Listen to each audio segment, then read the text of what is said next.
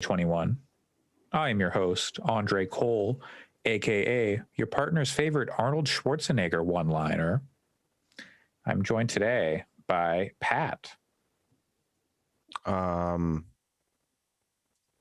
don't know. Probably something about that. His farm animals. He has his really horses, delightful. he has like a mini Shetland horse ponies and stuff. Yeah. And I think he has like goats or something. Okay. Like honestly, aged like a fine wine, Arnold Schwarzenegger. He just seems like he went from being like troubled action movie star to kind of huge asshole to politician whose views I didn't agree with to pretty pleasant dude that just has a bunch of animals out in the on a farmland on a farm now. Sure. Alex. There's the seminal chill out dickwad from Terminator 2. Sure. Yeah. You know what? I just watched Terminator 2 2 hours ago. It's one of the best movies of all time. An hour and a half. I like the first tonight. Terminator better. It's a better horror movie, but Terminator 2 is one of the best movies of all time. I don't know if I can follow you down that road. Both valid opinions. It's a good movie. It's a good movie. And Allison. So you go for good movies. I go for Batman and Robin and all of his Mr. Freeze one-liners. Plug. I was a guest on a podcast called Bat Minute, where we talked about minute by minute Batman and Robin. Sure. Yeah, so I was there for a few episodes, but I watched that movie for the first time because of it. I kind of low-key. That movie is great. Yeah, it is. I love that movie. It is just like all campy and cheesy, and I'm just like, I'm here for it. And part of that is Arnold Schwarzenegger just being like hamming it up and like making the worst ice puns. Nice to meet you. Yeah, exactly. There are Terminator movies that are worse than Batman and Robin. Probably. Yeah. Mm-hmm. Yeah. I'm a fan of Kindergarten Cop when he's like, "Oh, I've got a headache," and the kid's like, "Is it a tumor?" Yeah, it's not the tumor. No, it's not the tumor. Yeah, that's a good one. Wow. That one's good. I don't think I remember that. It's very good. Kindergarten Cop. That movie has not, good movie. It's a good movie. It has not aged well in all the right places, but sure, it's a good movie. Yeah, it's. You know what movie is great and always has been, and everybody slept on it? The Last Action Hero. Oh, yeah, The Last Action Hero was good. I like Jingle All the Way a lot. Actually, Jingle All the Way might be my favorite Schwarzenegger movie. Jingle All the Way is very good. It might be my favorite Christmas movie too. Definitely up there. It's Big Show is in there. I forgot, and just that whole scene and like the factory or whatever with all the Santas. Did you know? I'm jumping on this one moment because we're not going to talk about wrestling again, maybe ever. Did you know that AEW is getting a second TV show already? Wait, what? Oh, called Rampage, and okay, and they sold 13,000 tickets to its second taping already. Well, please don't do that. Don't do that. I mean, yes, whatever. And everybody thinks CM Punk is going to come back and come to AEW because they're doing it at his stadium in Chicago. Okay. Mm-hmm. Mm-hmm. And he hates WWE so much, and the WWE's financials are fucked right now, and AEW is like doing really, really well. Mm-hmm. Wait, but Allison, interesting. You had a thought. What was it? I was curious. Just with Jingle All the Way. I feel like as somebody from Minnesota, I have like an awareness of everything that takes place, like movie pop culture that takes place there, and that took place in Minneapolis. So it's a very flattering, deservedly so. This isn't like, I don't think it's a misrepresentation, but it's a very flattering look at Minneapolis too. It's very pretty. The city is very pretty in that movie. There's some nice, good scenes of him like driving in the dark with the skyline behind him when he's on the phone at one point, and it's really nice.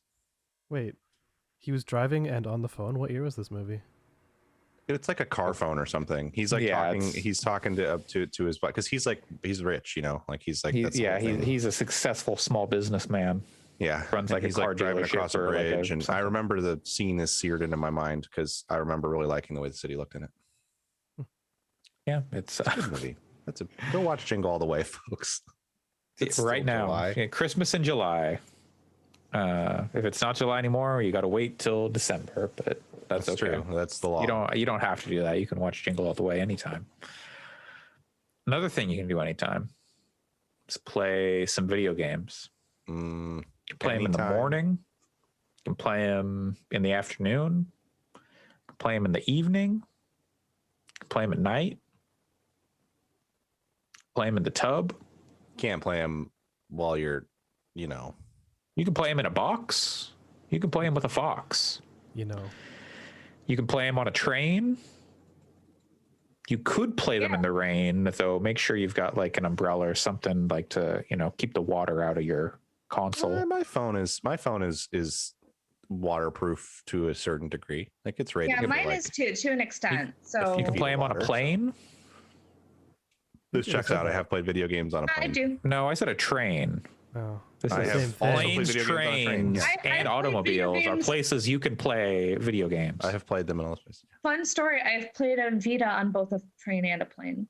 Yeah, I played a DS Wow. on a train once. I don't think I played a Vita on a train. Did I play it? Maybe. I don't remember. When I went to Canada, that's when I was deep into Persona 3. So I was like, I played Professor Layton on a train in France Ooh. because that seemed appropriate. does seem Sure. very appropriate, like similar vibes. Sure, these are all places you Layton. can play video games, times you can do it. And Professor Layton's now is the section time for- to talk about all the times and places you've played video games this week. All of them. That's how much time All you of my got. apartment. I only have like Like 2 an- hours, 3 do you hours. want So do you want an itemized list? Oh, I played it at Yeah, my parents' house. I'm gonna have to deduct all these from your taxes later. Well, we got one that a lot of us are playing. I think all of us are still playing. Pokemon Unite. We talked a bit about it Yeah. last week, Yep. but Yep. it's Did not still going expect how strong. into it I would get. oh, it rips. Last That week, game's great. Last week I'd only played like some of the tutorial stuff, and I was like, oh, this is good for a MOBA. I'm understanding it. I don't know how much I'll actually put into it. And then now I'm like playing it every day, and I'm like, gotta get my dailies, and D- it's yeah, like didn't I you- did not expect to be there. Didn't you get the battle pass?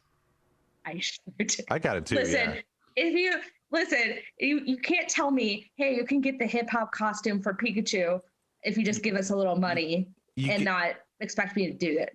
it's like $4. That's why I Yeah. bought the premium pass that came with levels because that was only like Yeah. because if you buy the $8 level of coins, you get enough coins or crystals, whatever the fuck, to buy the premium pass. So Or whatever the $8. fuck? I was like, whatever.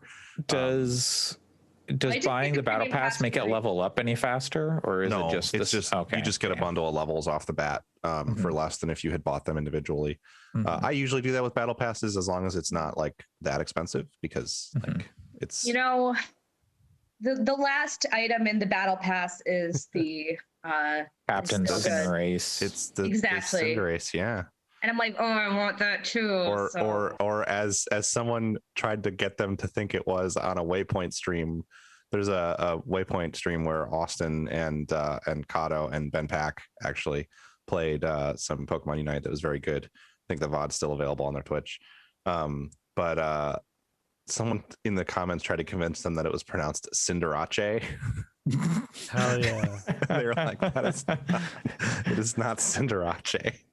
no, it's Should be. Cinderace. Cinderace. Cinderace. They say the name Cinderace out loud sometimes.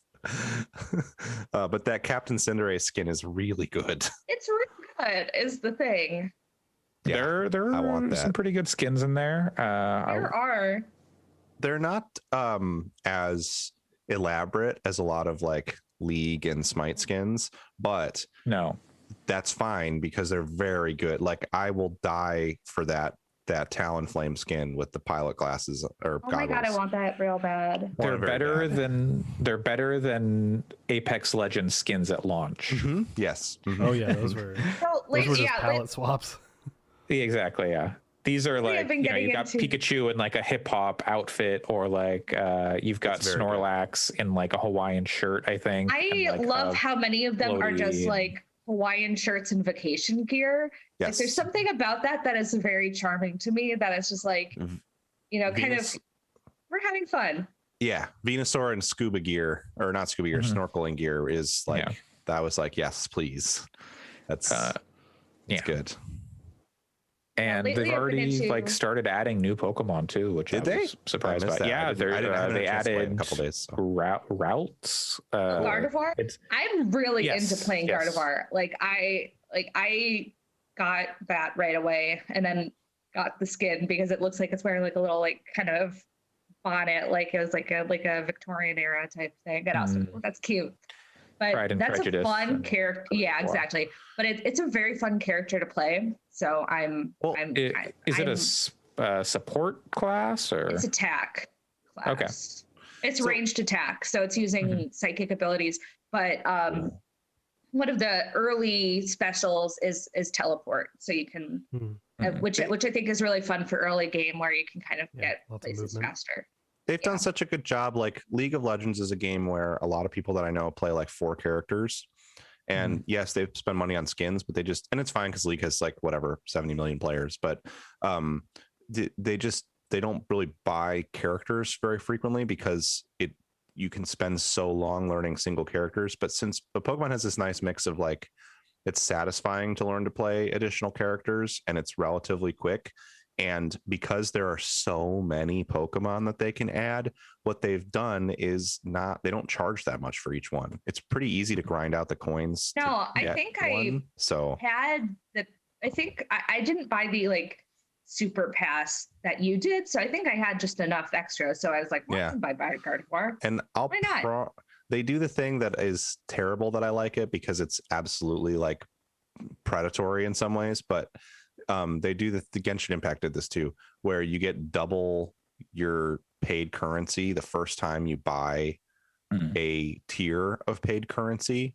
So and it makes it like very easy to convince yourself to purchase a little bit of extra paid currency. Like I would never buy the like $2 amount, but when it's like, oh, actually it's $4, which is enough to buy a Pokemon, then I'm more likely to do that. So I have a feeling that I'm going to end up with most of them at some point. I'm just kind of waiting until I get through all of the event stuff, so I unlock all the free ones first. And then Because I'll I probably pick a few more I just finished unlocking there's the like first 7, and then you got what's his name, And- the dude with the rock on his back. Yeah, I haven't quite finished that yet. I Because, just finished that one. I had spa last weekend and then a race yesterday, so I didn't end up having time to play the last a couple of the days out of the week. But the problem with that game is originally I was into it because I was like, oh, this is great because I can sit down and play it for 10 minutes here and there, and instead of something like Dota where I need to dedicate like an hour to it. Not that most Dota games don't take that long, but between like but you setting never up, know. logging in At I any need to moment have you could that be in time. an hour-long Dota Need to game. have that time just in case. Even though that's kind of a deeper experience, I was like, okay, but I can pop in for 10 minutes with Pokemon.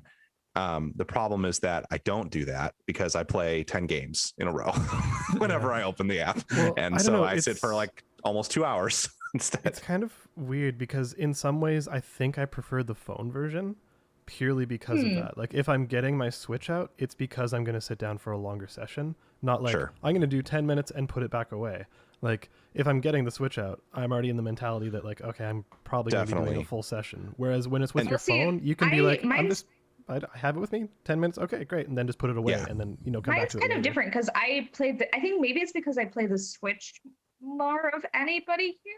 But for me, Maybe. I just have it with me all the time. So I'm just kind of like, I'm so used to being able to like pull it out for like a few minutes and then put it back. I'm excited for the phone version, especially because I've had pretty good luck playing Wild Rift on 5G.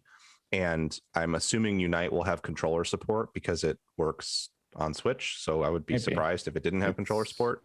It's not currently tying. It's like this is tied to your Switch account right now, though, isn't it? It's not tied to a Pokemon Unite account. So like any purchases, like battle passes, etc., you'd have to do again on phone.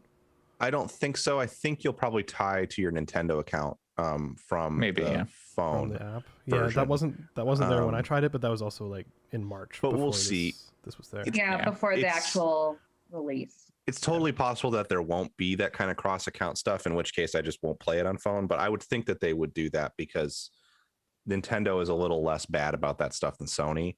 So in Yeah, the that's true. in the few cases where there have been phone to game to like console crossovers, they've been. Yeah. But it's also been instances more where they, well, no, because there's Pokemon Go crossover stuff that works pretty well. With Is there Pokemon Go on with- Switch? No, but like you no. can pull the Pokemon Yeah. Go Pokemon Yeah, you can pull them like, into- some Oh, of the- right. Yep. I did that games. for a couple, I think for stuff for Let's Go and Sword could and do Shield, it. so that I could, Oh, know, for right. Let's Pokedex go. stuff. Yeah. Well, but right, that now was a I big think part of too, it. you can get your Pokemon Go Pokemon through a roundabout process into even like Sword and Shield. yeah. So Yeah. it's possible. So I would think that they are smart enough to go, okay, we should let you take your account both places. But you know, who we'll see. It's possible that they screw that up because it's not like the reason I think it's probably more likely that it'll work out well is because Tencent is the one developing this and not Nintendo. So I Yeah. feel like they're Well, going to let's be saying, hey, we Same want thought, and money. I'm like the Nintendo fan here, and I was like, oh well, Nintendo's not really developing it, so they Yeah. won't have their chance to screw Well, it up. I mean, but Game Freak's not developing it, and like I'm skeptical of Game Freak a lot. And it seems like the more Pokemon gets out into like the hands of other developers, the more like interesting, fun stuff is happening with it. Like It's obviously the Pokemon Company needs to like do that, but you know, like was it Bandai Namco did Pokemon Snap, right, or something? something like that. And it's like, you know, and then this like, so if they're getting Pokemon out and like doing more Yeah. interesting stuff instead of just like this is all from the one studio, it seems like there's a lot more creativity and like different experience getting their hands on the franchise now. It's interesting because I had a feeling when they announced this, and I don't mean everyone here, but I knew a lot of people who were like, Pokemon MOBA, that's so stupid. They're like years late on this. What the hell? In the back of my mind, I was like, this game is going to fucking rule. I had no idea. Well, it's like I kind of I'm just glad that it did. in the back of my mind, I didn't really have any preconceptions just because I had no MOBA Sure. Yeah. thing at all. So I was just kind of like, okay.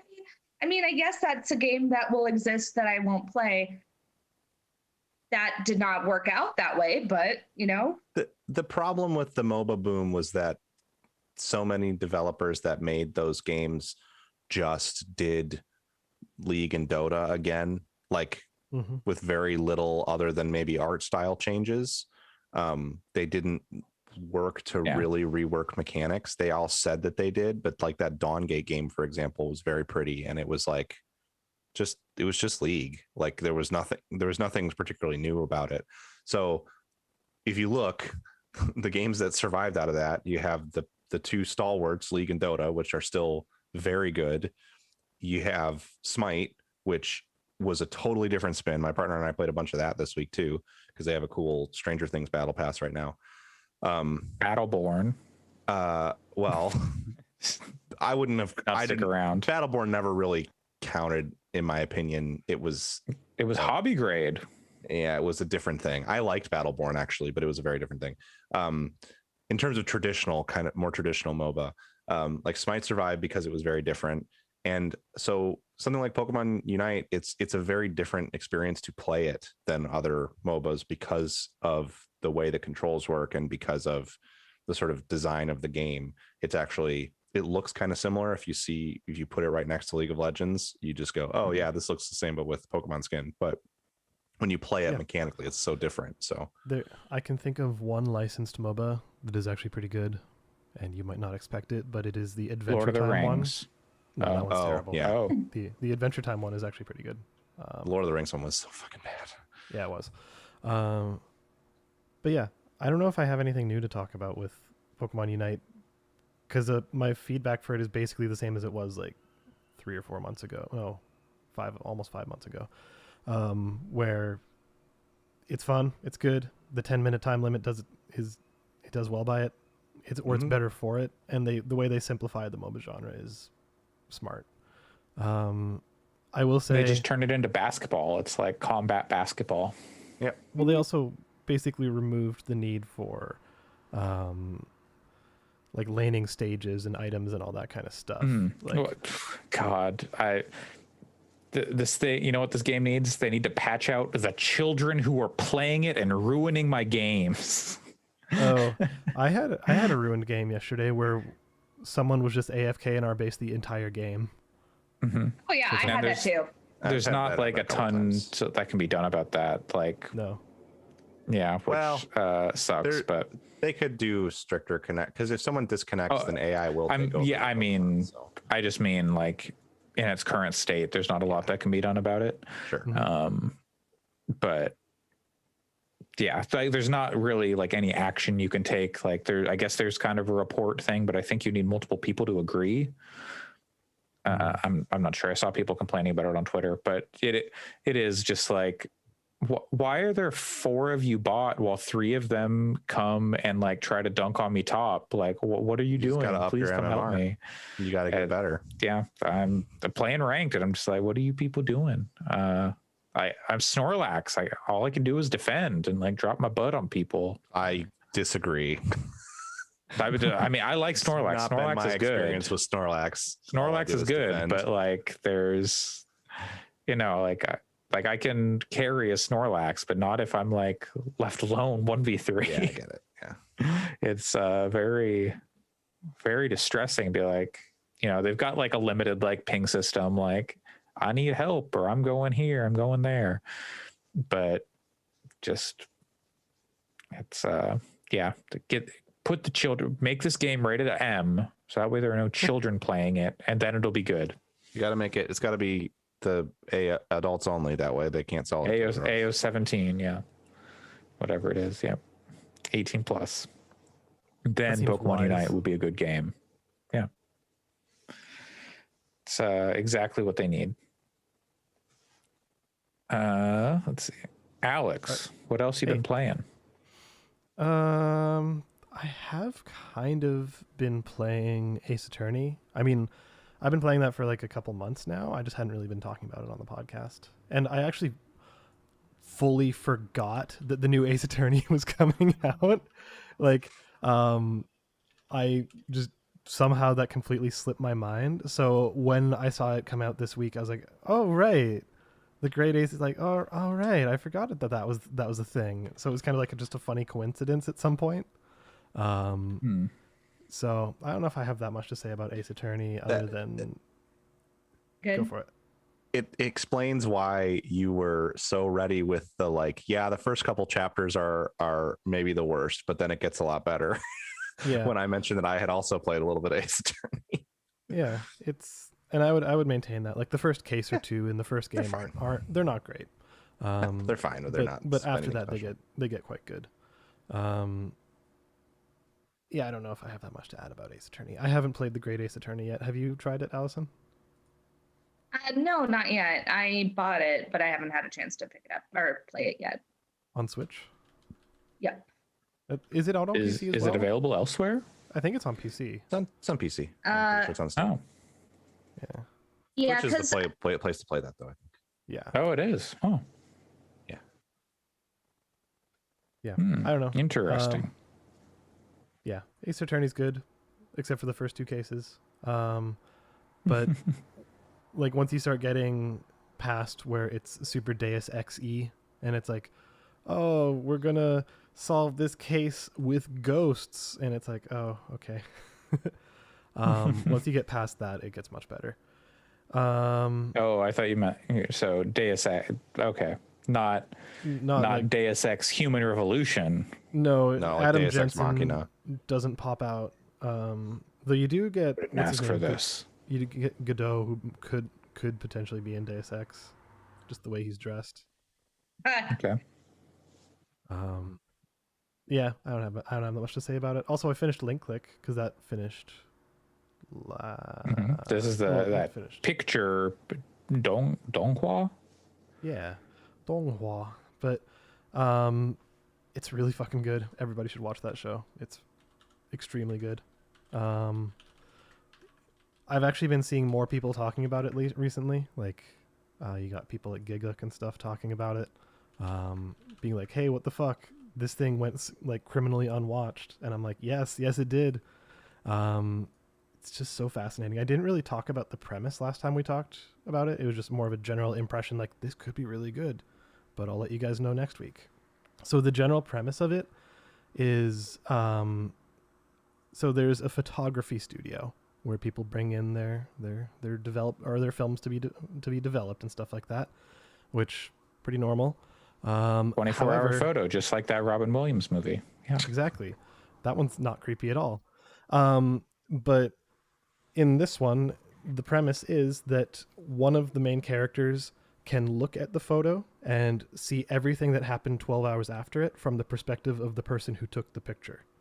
So basically he can look back at what happened, and his partner can go into the photo and take over the existence, the body and everything of the person who took the photo for those 12 hours. And it is actual time travel, so they can go in and they can make changes, or they get kind of hired to do look up bad financial information from a potentially shitty game company that's exploiting users, and being like, oh, maybe these people are doing money laundering. Can you take over the body of their secretary and act like the secretary until you can get an opportunity to look at this info? And then things like that. And it also gets into some kind of murder mystery stuff and some greater overarching mysteries and things of that nature that are just really, really, really well done. And there's one in particular, and I would say go in unspoiled because it is worth the mystery. But there's an arc that happens which, if you understand a little bit about modern Chinese history, will be extremely impactful. Extremely. They basically, it's a 3-episode arc where in the first 2 episodes it's just a normal arc, and then there's a part where they're playing basketball and it's fun, and then there's a part where it's a semi-romance thing, and then you realize when and where it's happening, which was a huge natural disaster. And basically this guy was the only survivor. So it was him asking him to make amends to all these people that he couldn't say, all these things to before he died, or before they all died and he survived. And it was, super good. Really smart show. Totally recommended. all right. And that, you said it was on Funimation, or It is. And yep, it is on legal Funimation. Yep, and the subs are fucking terrible. They're bad, but Hey, you get enough. that's what it's like watching foreign anime or foreign animation. We've been spoiled with things like Crunchyroll and simulcast and all that, but Funimation's translations are always bad though, even for their Japanese stuff. The Higurashi translations are bad. weird. But they're keeping the tradition of the 90s alive, baby. What? Bad Bad translations? translations. Yeah. Nothing will be quite Well- like the bad fan subs though of the 2000s. Just Yeah. of, I mean, Keikaku means plan It and does mean everything. plan, yeah. the new version of Evangelion has a bad the translation's bad in that, and it wasn't in the original. The Netflix one? Yeah. Yeah. Yeah, because they they did their own dub and stuff like that. And there's Well, weird, and even in the there's sub weird version, stuff. there's They political changed the stuff. sub, and There's very they political stuff injected into the new translation because the person who translated it has certain viewpoints that I personally don't align with. yeah. There's a moment where in the original translation it was something there was it was a terrorist protest or something like that, and in the new version it's a leftist protest. Yeah. And I think that there's was it was wasn't it about the sarin gas attacks or something? Yes. They It was attribute they in a Which roundabout is- way attribute the sarin gas attacks to leftists, which is bananas, but and then there's also a moment where a character, one boy says to another boy, "I love you," and it's a little weird that they would say that at that moment, but hey, the show at that point has gone completely off the rails, so whatever. And in the new version it's "I like you" instead. Yeah. And he gave some bullshit reason about why he changed it from "I love you" to "I like you" that basically, if you read between the lines, was like, I think it's weird, so I didn't put it in. It's Yeah. Yeah, and like there's- there's I've seen a lot of people, especially with regards to anime, be very very like, oh, I only want literal translations rather than localization, which is nonsense, because like, no, Yeah. you do not want that. But like there's like a difference between, hey, we're going to make this a little bit more, this is maybe not 100% literal, but it's kind of we're going to attribute the sarin gas attacks to leftists. And I want to be clear, Yeah. they don't like say that overtly in the show. You have to kind of dig a little bit to understand that that's to make Right. that connection. But the connection is But there if you dig deep. Connection is there, and it's like, I think you would have to, I don't know, like there's a difference between, hey, we're going to localize it and maybe translate a joke so that's not 100% literal, but still be a passable joke too, versus do whatever the Evangelion person did. Yeah, and with link click, I would say the translations that are bad are not so much that. It's not like adding spin to anything. It's more just like, it seems like a lot of the translations were done quite literally, and a lot of the like metaphors don't really make sense. It's like, oh, and then you were in the garden of flowers, but you weren't the sun, and you're like, what the fuck does that mean? Like that kind of stuff. But like the and overall, I think that's like like all the intention comes through, the story comes through, and that's what matters. It's just, you'll just have to occasionally deal with some bad translations. But yeah, two more thoughts about it.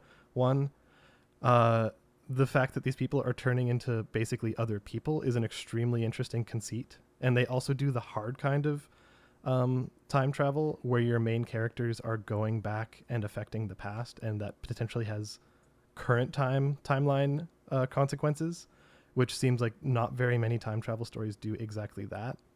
Like, it's either going to the future or someone else from the future is coming back to you, kind of thing, and it's taking place in present.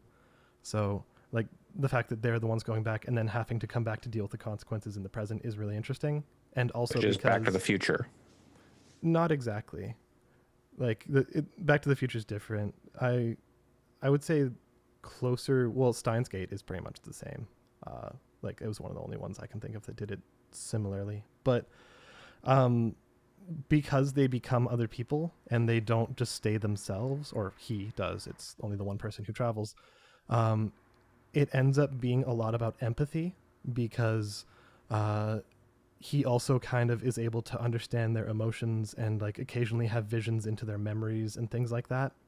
So like when he becomes this office worker lady, and he looks at her life and is just like, man, this lady, when she gets home at 3 a.m. after working a long day, she lives in this disheveled apartment with like kind of clothes all over the floor and all this stuff, and like she's ignoring messages from her parents, and he like falls asleep and has dreams about this girl's childhood, and it's just like, how did she get to this, and like how did she turn into like how did her life turn into this kind of stuff, and like he just like breaks down crying because he understands everything she had to go through. Like it's really strong. It's a really, really great kind of way to have windows into people's lives and things like that in a really unique way that I think is worth experiencing. And it's well written. The last thing I'll say though is it ends with just an extreme cliffhanger. Like the last episode, the last moment is just kind of turn every like huge record scratch moment, like, this changes everything. It's I bet good. you're wondering how I got here. Exactly. But it is good. It's just, it's a big cliffhanger. But they are confirmed to have a second season coming in like a year and a half or something. Well, that's good. Yeah, because It's good that it's at least confirmed rather than like, maybe it will come, maybe it won't. Yeah, like it's not like Land of the Lustrous in that way. But it's apparently it was extremely successful in China, like extremely, extremely successful. So that's really good news because it's fucking awesome. Cool. That's Link Click, Mhm. available wherever anime is streamed. You can figure it out. If you know, then you know. Yahoo Anime Rules applies. Yeah. Allison, Yeah. you're back on your bullshit. That's the best way to put it. Yes. I felt like if there was any game that I had to play for this podcast, I had to, because it's called Idol Manager. And it's yeah. basically you manage an idol group, a Japanese idol group. So it is basically a management sim where you have to manage like the money, and you have to try and build up this group's fan base while managing the people in your group, and saying, hey, trying to train them up and keep them happy in the group, while also building up fans and building up stuff. It's hard.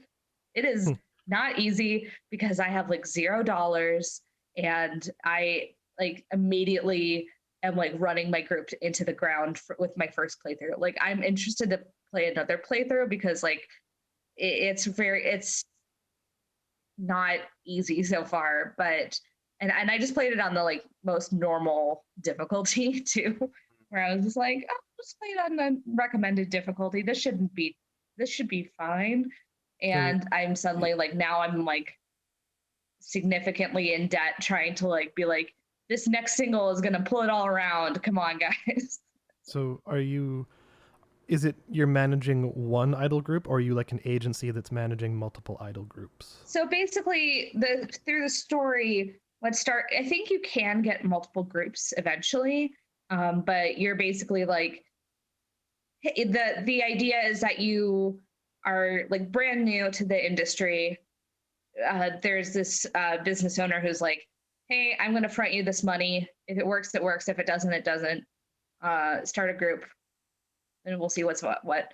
And it's like, oh, I think once you get, if you're good, you can have multiple groups. But that's the thing, is that I am not very good. But it is there's just so many different variables, and as somebody that follows idol music pretty extensively, it makes all of them make sense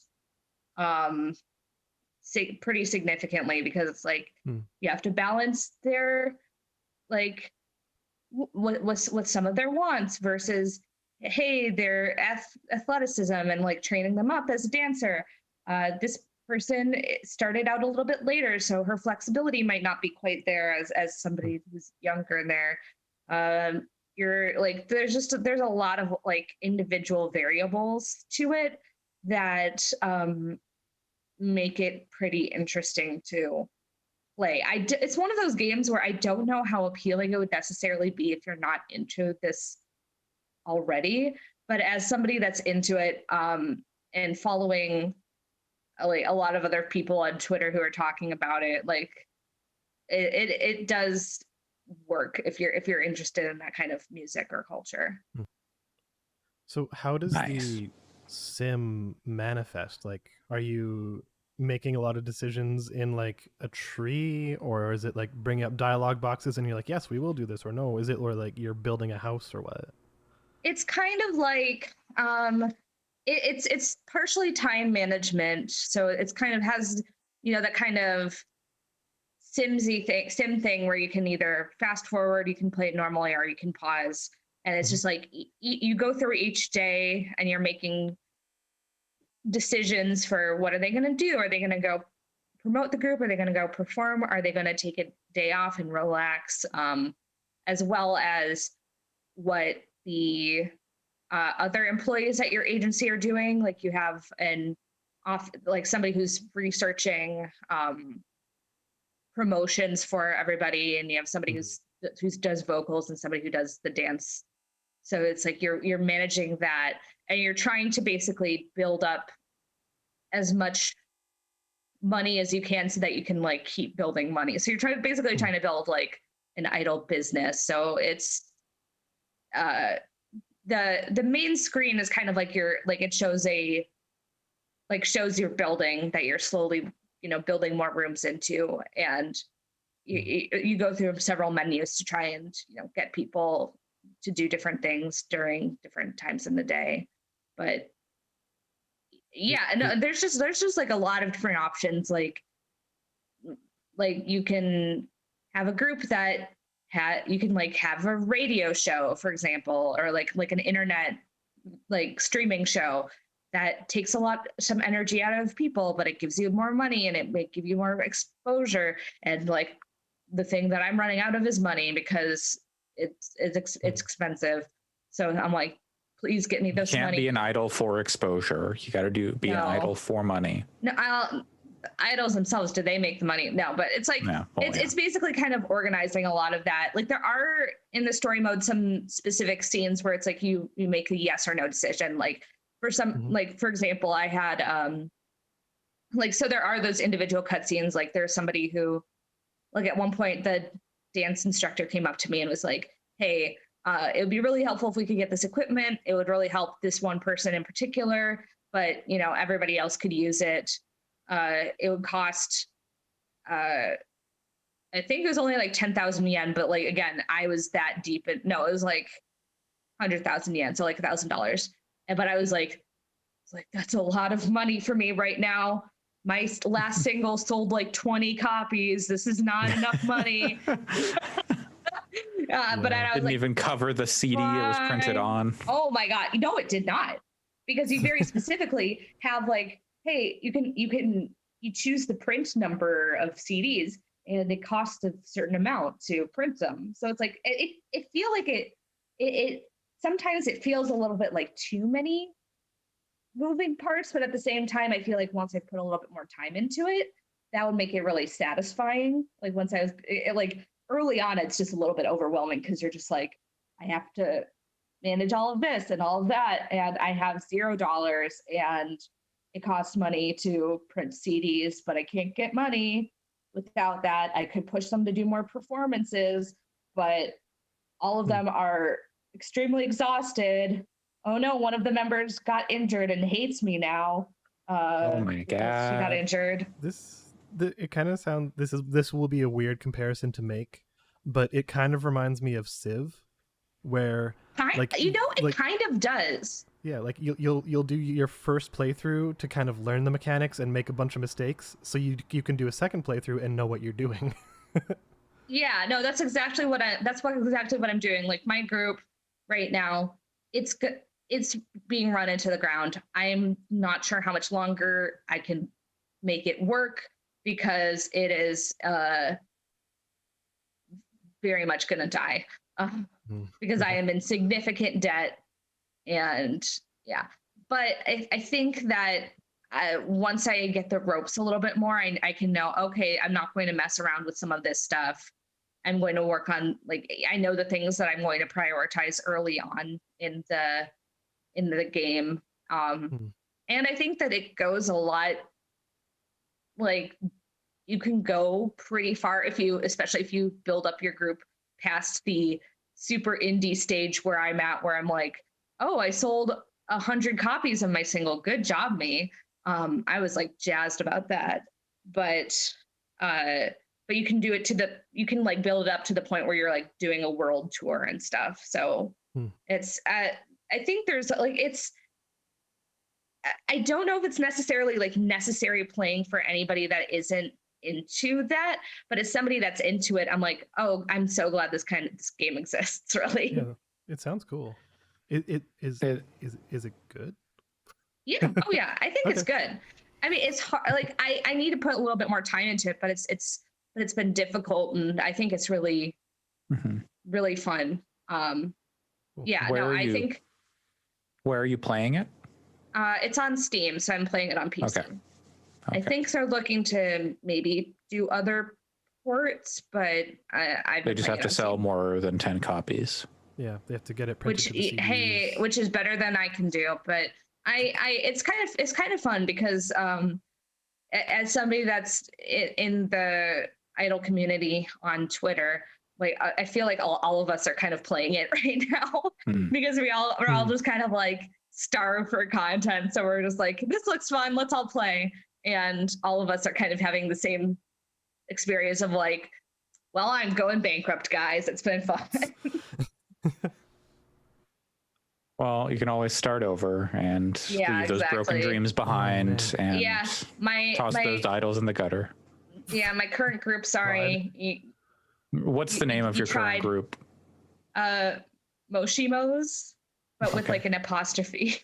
Nice. Which is extremely there are a lot of different idol groups, and a lot of them have extremely dumb names. So Mhm. Hmm. you know, that's the thing, is that you can come up with the dumbest names and be like, That's this is totally second. reasonable as an idol group name to me. like I'm a fan of like my current new idol that I've been following is a new member of the group, pronounced Juice, but their spelling is juice equals juice.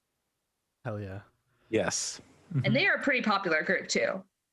So Do you know if people have started modding this game to put in like real groups, like put in real images of real idols and stuff? I mean it just came out like a few days ago, so I don't know if Okay. it's there Yeah, 'cause yet. But it's on Steam, so Yeah, they It's on could. PC, so people could. That'd be interesting. Yeah, that'd be interesting. So it's marked as adult only and says it has sexual content on What? You know, Steam? I think that you can like kind of choose to be like, since you're like running this underground group, you can choose to be like pretty exploitative if you want to. I'm I like, want the no, thank horny you. No, idols. thank you. I don't think it's necessarily, I don't know how saucy it gets, but like Yeah, I don't I'm know. avoiding It just- that significantly because it I'm just like, says no, thank you, please. This may include general mature content. What's the name of the game again? Idol Idol Manager. Manager. Oh yeah, haha. But I'm guessing that there probably is like an adult patch where you can make it like Maybe. Maybe. And it's also like you Sorry. like you can like pretty early on they're like, do you want to be a scumbag? And like, for example, like, hey, they're gonna be like for their outfits, do you want them to be able to have like the safety shorts under their skirts or no? And it's like, I don't want to be a gross scumbag. No, thank you. But like I think you can be. From the Steam discussion forums, someone asking, is this game safe for work or not safe for work? And someone says, it has mature content. There's no nudity, for example. They removed all the nudity from the last version of the beta to the official release. It broke a few events and took out a number of CGs. there you Oh go. no. Yeah. So Hey. But Pat, when you asked for the name of it, it very much read as like the, oh no, that's terrible. What's the I name know. so I can avoid it? No, this game actually looks really cool. It does. I actually Oh no, I need to just blacklist that off of Steam and Yeah. put Well, that into it's my funny. I mean, What's the it's address funny of you it? say that because I searched idol and it didn't come up and I was like, why didn't it? And then I had to search it directly because I have adult stuff excluded from preferences, Got it. like from like coming up in the Steam Oh queue. my God. Sorry. But Please. this looks cool, and there certainly are some adult games that are just straight up like porn games that I think are fine, that like are doing it responsibly, and it's some people's thing, and there's nothing necessarily wrong with that. So this isn't that though. I thought maybe this had like one of the patch like that, but clearly it's just a it had yeah, I think probably that some sexier it stuff in it. They pulled. yeah, and I think that it does a good job of showing, hey, in a bad company, it could be really exploitative. Like there have been scandals about certain companies in J-pop and K-pop being like scumbags. Whether you it missed manages the it- week where we were talking about the Judgment stuff with the SMAP Yeah. guy and how Johnny's is like, no, Oh, you Johnny's can't is- put it out. You can't put it out Judgment on PC because we don't want it out on PC because of our guy. And yeah, Johnny's is fucking wild.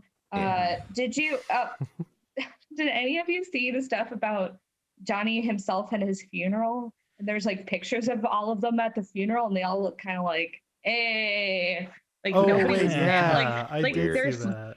yeah, because everyone's just like, who cares? He sucked. He was like pretty Damn. openly like abusive and shitty. So like, Mhm. but then also they gave some of his ashes to certain members. It was weird. Weird.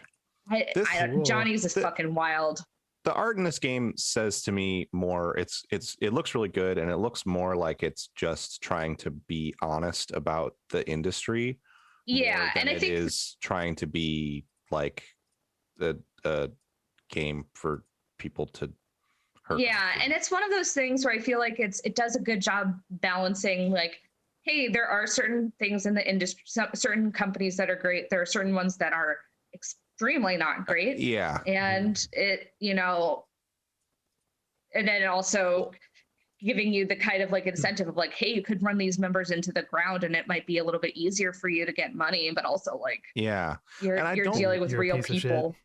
I Yeah. don't think I think you can make a game like that, the DJ gotcha, and it can be fun and just kind of be a lighthearted thing, and like Tokyo Mirage Sessions and stuff. But if you're gonna make a game that's supposed to be like a business simulation about idols, I think like you can't completely ignore the fact that like group members' sex appeal is part of the equation for their Right. popularity and success, and it might suck. I'm not necessarily deploying an opinion on it either way, but obviously if you've listened to the show, you probably know what my opinion on that would be. But either way, if you're going to make a simulation game about it, you can't ignore those aspects, I don't think, and have any degree of authenticity. So it seems like this game is at least trying to walk that line. Whether over the long haul it does it successfully or not, who knows? But it looks really interesting to me. I might actually play this at some point. Yeah, I might give it a shot. I'd be I think interested if any of you guys did play it. It looks- it as seems somebody that interesting. Pretty deep. it is surprisingly deep, and Yeah. like playing it for the first playthrough, it was like definitely so deep that it was overwhelming, but in a Yeah. way that is not, but in a way where I'm like, okay, once I actually understand how to progress with this, it would be interesting to see where that is. And then there's also specific stuff where it's like, hey, you can try to learn more about each member, and I think most of them are, I don't know to what extent they're generated, but they each have like specific like stuff that they'll tell you, and then it comes up later where you can be like, oh yeah, this person's sister was in the Olympics, and it's like you're like, I don't know, it just like it goes a lot deeper than I think I thought it was, and which is somebody that's trailer- interested in this, it was fun. The trailer that they have at the end of the Steam page is pretty heavy. Yeah, You know, pretty like, not like- mechanics heavy. No, from like a like what the game is about, kind of like it seems like they're aware of the fact that like doing the shitty thing is shitty. Oh yeah, absolutely. From this trailer, the music is good too. Cool. Yeah, like they actually they worked with I think some members from the J-pop group Kamen Joshi. So like this is like developed from like a Western developer. I think the developer might be from Russia, but it's like but it is like a Western developer. Yeah. But they did get like Japanese voice acting and worked with like the members from Kamen Joshi to do like songs and voice acting and things. So it's like, it's from a Western developer, but I'm also like pretty impressed about it. Like, not that clearly I- somebody who loves it. Yeah, not that I'm suggesting that like appropriation of like, I'm not saying I think that it's like a great thing that it's a Western developer, but at the same time, it might be useful to have some outside perspective Yeah. of that world that is knowledgeable and working with people who are involved directly in it, rather than just because, you look at, I didn't finish Tokyo Mirage Session, so you would maybe, I don't remember if you finished it or not either, but like certainly that DJ gotcha game, for example, there is no criticality there. No, well, like no. with that one, exploring, it's and that's okay. tricky. I mean, there's in one of the stories there for both that and Bang Dream, the two groups that are like closest aligned to their agencies are actually pretty critical of the agencies. Like in Bang Dream, the group is like that is like an agency group is basically like it succeeds in spite of its agency, Sure. not because of it, because it's like the agency is like pretty much sucks, but it is like meant to be kind of more of like a lighthearted, which is okay. There's nothing wrong with that. But I think which is definitely, yeah. there could Yeah. be some value in a group of people who are really interested in the culture, but not necessarily part of it as directly taking a crack at examining it. Yeah. You know, as long as it's done in a way where they're working with people to to portray serious cultural aspects like language and art and stuff accurately. Yeah, Oh, and I think that apparently- it, yeah. Sorry, I was just I'll go looking for it it. up. I had to do a bit of digging, but the developers from Pittsburgh. Oh, there you Oh, go. huh. I thought Interesting. I could've Pittsburgh, sworn it was- Russia. Why did I think it was Russia? I don't know. Not sure, but yeah, like one of the person who started the Kickstarter is from Pittsburgh, and the other person who worked on it is ambiguous, but seems to also be in the States. It's on itch.io as well, by the way. Cool. Just want to say this is the second adults only game on the podcast. The first being Pokemon Unite, which should be adults only, Yep. and then Idle Manager, adults only. You don't need to be like weird and gross to have an adults only rating. Yep. No, We just get the kids out of Pokemon Unite. I want to play this game just so I can make an idol group called the Uwu Tang Clan. this just looks like one of the more compelling management sims I've seen come out in a while. So I probably will give it a shot. I'd be interested to hear you guys play it. I'm definitely going to put more time into it. I've only put a couple hours into it. And then I was like, I need to go to sleep. And then I was like, I kept thinking, I was like, ooh, my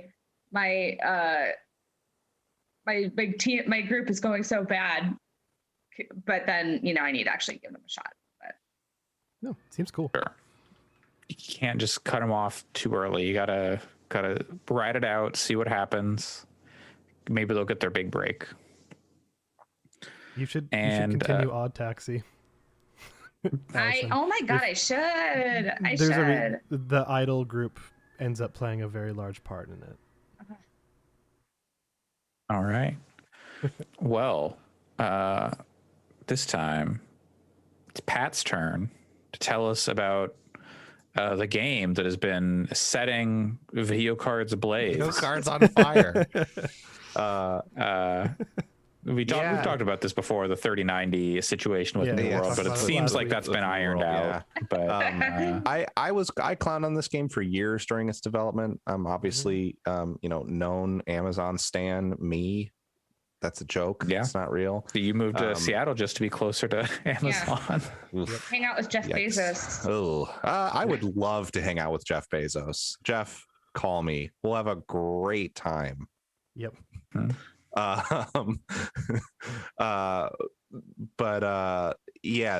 I saw some previews talking about how New World was actually good, like around the time that their closed beta access opened up last week. And I was very curious because, as people who listen to this podcast know, I'm a pretty big fan of like survival type games like Valheim and Ark and stuff like that. But there's a common problem with things like I have this problem with Conan Exiles. I really like them. I would like to play through the content. To play through the content, you generally need a group of people because those games are balanced and designed for groups of people. To really get the most out of it, what you need to do is play on a server with 150 people where you've got like 3 or 4 groups of people who have kind of built up their own communities and they're constantly vying for territory and like trying to fuck up each other's shit and stuff. That sounds fun, but if you try to join a public server like that, the people there are monsters and I don't want to interact with them, and I certainly don't want to like talk to people and build a house around them while they're like flying like Kekistani flags and shit like that, which is stuff that really happens in those games. So I'm sure as fuck not doing that.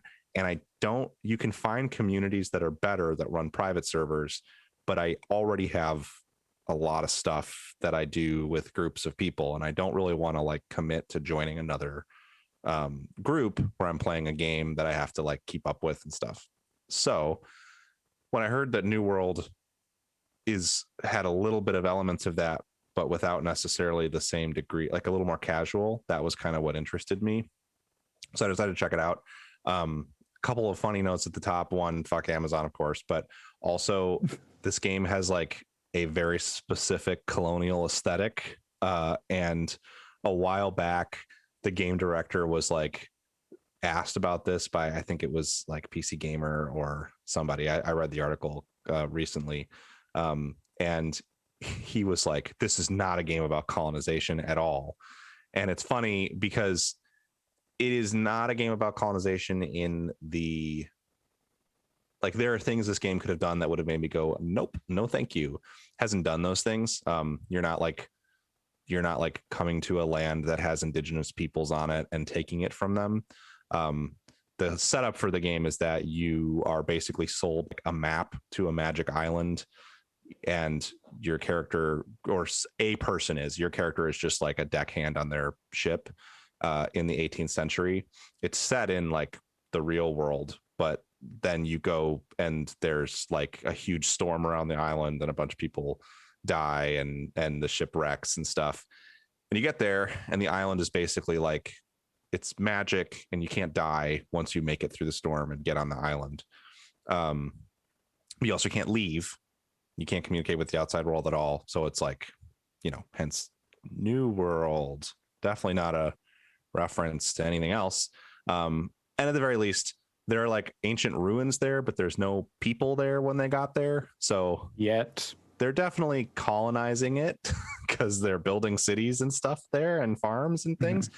But I will say, at the very least, it's not. I have a feeling that at some point in this game's development, and I don't know this for sure, so if this gets to anyone who worked on this game, this isn't a serious allegation, but I have a feeling at some point in this game's development there were existing like tribal societies on this I'm island. pretty sure they were in like early trailers because Yes, they I like think they had to were. go like, oh, And yeah, we're gonna. I think they removed that stuff retool some smartly things. because Yeah. instead now at least it doesn't feel super gross because it's like there aren't people there. It's kind of silly, but it's also not as it didn't make me go like fuck this.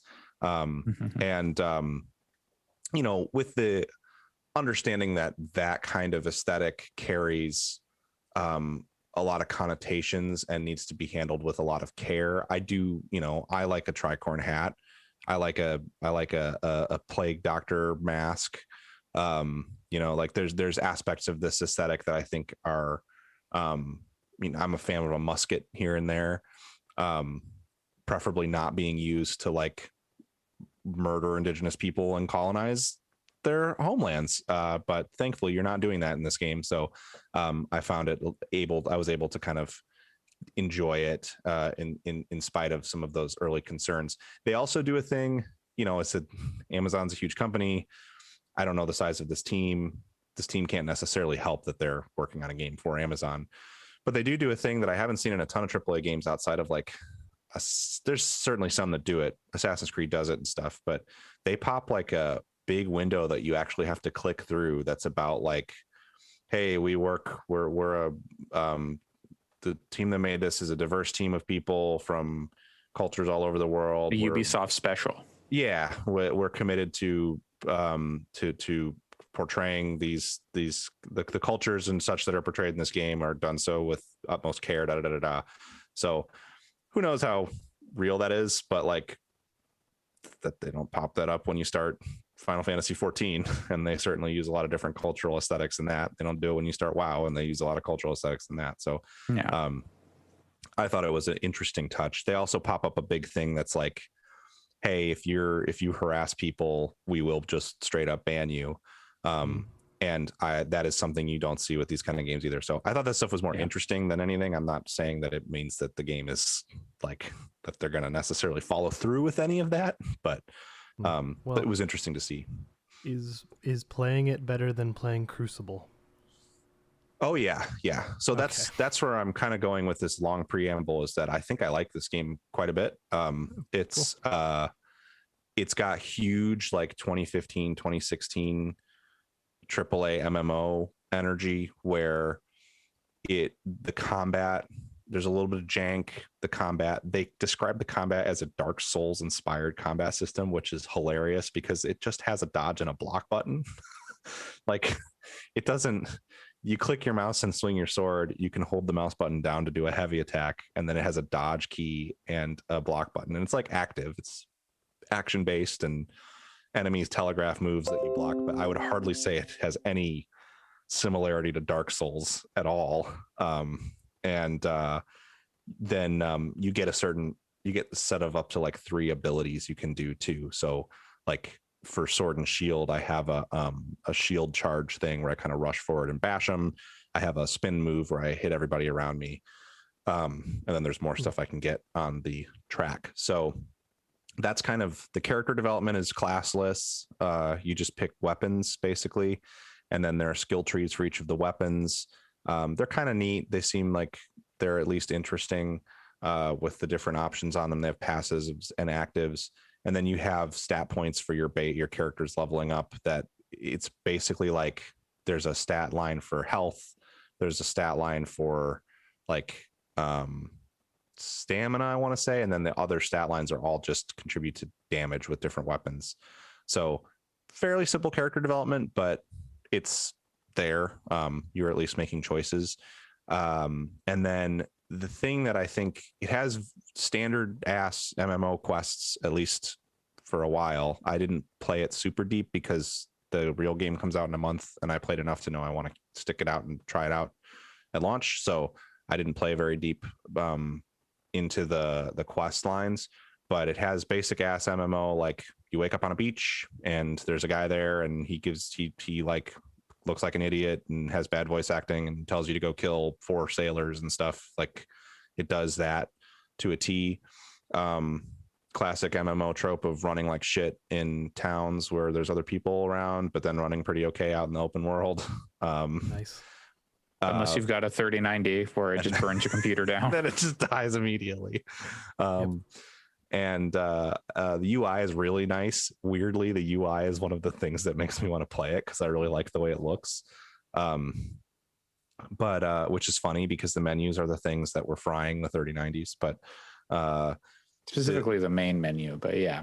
But then the thing that this game does a little differently is the world map is much closer to what you would find in like a survival game, or even like a Far Cry or something like that, or a Elder Scrolls game, where it's not broken into discrete zones like you would find in most traditional MMOs. Instead, it's one big map that is like fully open. It's not as big as an MMO to typical MMO map, but it's still, I've only been to like one region, and I've probably played like 6 or 7 hours of the beta. So, you know, and there's probably like 15 regions. So there's plenty of room to get your elbows out. It's not small. And each zone has a settlement in the center, or not in the center, but somewhere in it. That's kind of like the main town. And in the town, there's all the stuff you need, like crafting stations and everything. Crafting is a big thing in this game. It is not, if people have at one stage in its development, it was a build a base kind of game. It is not that now. You are not putting up walls. You are not like placing down foundations and stuff in it. You have a camp you can set up in the wild to like be a place where you can rest and restore your health points and stuff, but and works as a respawn point, but it does not have building in the survival game sense. But the crafting stuff is pretty big. I think pretty much all of the like high tier loot, you're not necessarily grinding for it to drop. Like in a lot of MMOs, you're grinding to get the mats to craft it. And then you can do all kinds of stuff to customize gear that you craft. But the thing that draws me to it that is interesting is that each region has like territory control from one of 3 different factions. And one of the main things that you do, that I assume will be one of the primary things you do later on in the end game, is you can take PvP missions for your faction. And what that looks like is you turn on your PvP flagging, which doesn't matter in town, but once you get out of the town, you have 30 seconds and then you can be attacked. No load screens or anything. It's just like you walk through the gate and you're out in the world. And you'll have an objective to like go and mine 30 iron from this one location. So you go there and somebody else from other factions will have objectives that are like, hey, stop someone from mining 30 iron from this location. So these objectives are designed to funnel players together to get them into PvP conflict. And then whoever is completing their objectives is filling up a control bar on the region. And when the control bar fills all the way, then it schedules for like the next night. It'll schedule like in real lifetime. It'll schedule a war, which is like an instanced 50 versus 50 battle between the two factions. And I assume because the servers can have thousands of people on them, so I assume it's like spawning multiple of these instances and then averaging the results of all of them. But then whoever ends up winning the siege battle, where there's like siege equipment and you're attacking a castle and stuff, they take control of the region, and that faction then gets like to tax people that are using the region's crafting stations and stuff like that. And you get like other certain like benefits from being the faction that's in control. And, you know, the goal is to take over as much territory as you can. So Amazon is advocating for taxing the wealthy. I see. yeah, well, I wish. Huh. So that kind of PvP interaction is kind of what I was hoping for from this game, because I want to do that in a game that's like got tiny bits of like open world sandboxy survivally stuff. And you don't have to join a group of players to participate in it. You can just kind of pop in and turn your flag on and go do some objectives. And if you want to, you can hit a quick looking for group message in town and ask if people want to come out and help you and stuff. But you don't necessarily have to be like in a Discord with a guild, like talking about your PvP time all the time. So it kind of works out for what I wanted. It does have dungeons and stuff and like landmarks to explore. It's got all that kind of traditional MMO stuff. So I don't think it's worth it for you if you're not interested in PvP, but it's not like that's the only thing there is to do either. And the combat is pretty okay. So I think it'll be interesting to see what they do with it, and kind of where it goes. So Oh, sorry. I was to say hopefully, because it's Amazon. Another thing I'm interested in is seeing how much of a shit show launch is, because it's not like it's such a unique situation where Amazon literally owns and operates the servers that the game is running on. So in theory, they should be able to be very agile with allocating servers to the game, but we'll see. But yeah, like, And so don't they the rumors, or you know, the scuttlebutt is like they're always like trying to be like make stuff to show off Amazon Web Services, and like Google's like doing the same stuff. So now it's like now's the time to like, no, you shouldn't have any server issues. Yep. yeah. So apart from crafting, apart from PvP, what is the primary like carrot on the stick that is driving you forward? Like, is there a story in it that's interesting? Is there like major character progression that you're getting that is like super satisfying, or like is it purely the crafting and PvP? It's, you at some know, point? it's mostly the crafting and PvP. You're leveling up your rep in each region, which is kind of cool, and you're getting like discounts on stuff or faster XP gain or faster resource gathering for doing that. And I think the leveling, the thing that I had never really, like, I hadn't thought about before, that my partner started playing a little bit of Final Fantasy 14 this week, and she was like, so what do you do when you level up? And I was like, what do you mean? And she was like, where do you pick your like talent trees and your skill stuff? And I was like, oh, it doesn't really have that. And I hadn't really thought of that before, that like that's a game that like doesn't have any kind of choice making as you develop. There is, yeah, it's just here is your character. And then I was thinking about like WoW has talent trees and stuff, which is a little more in depth, and then like Diablo has some stuff. But I would say New World's character progression, while simple, is kind of almost more interesting than most of those games, because you're at least like developing a build, and the different weapons do have like the skill trees associated with them. So to some extent, that's a carrot on the stick. I think for me, the main thing is seeing more of the world, because I think the world is fairly interesting from a visual perspective and from a like environmental storytelling perspective. I don't know that the story so far is you wake up on a beach, you defend yourself, you meet this like conquistador guy who fucks you the hell up, and then you wake up on a different beach, and then there's a guy that's like, well, we can't die anymore because the magic island makes it so we don't die. And It's the beach that makes you not Old. die. yeah, exactly. and then you do some stuff for him, and he's like, well, they're going to want to meet you in the settlement, so go to the settlement. Then you go to the settlement, and he's like, well, you got to go do a bunch of this fetch questy shit to like learn more about what's going on here. There's like not really a story so much as is it's a few NPCs with voice acting saying like, you need to learn the way of the island, and telling you to go around and talk to people. So I don't know that it'll have a story per se, but there's also things like there's huge obelisks all over the place. So when you go near them, they got a lot of skeletons there, and you can go inside the obelisks, and there's like weird art on the walls and stuff. So I think there's certainly lore there that will roll out. But mostly it's being interested in participating in the kind of high end stuff. Your character level gates you from doing the different activities. So by leveling up and progressing, you're getting access to different activities. And there's things like, there's what they call them, like outpost events or something, outpost sieges, where once you get to the like max-ish level, I think 60 is the max level, you can actually like queue into 20 versus 20 PvP games, which will affect territory control. And that maybe seems like one of the more fun things to do when you're hitting close to the end. And then otherwise it's kind of EVE Online, like where, you know, getting control of the map for your faction is sort of the thing. And you can participate in that stuff without joining a guild. There are lots of guilds, and they do not fucking moderate the names of the guilds at all, which is buck wild right now. I found guilds like the Hot Piss Boys Club, which is Hell yeah. Hell what yeah. I want to be in.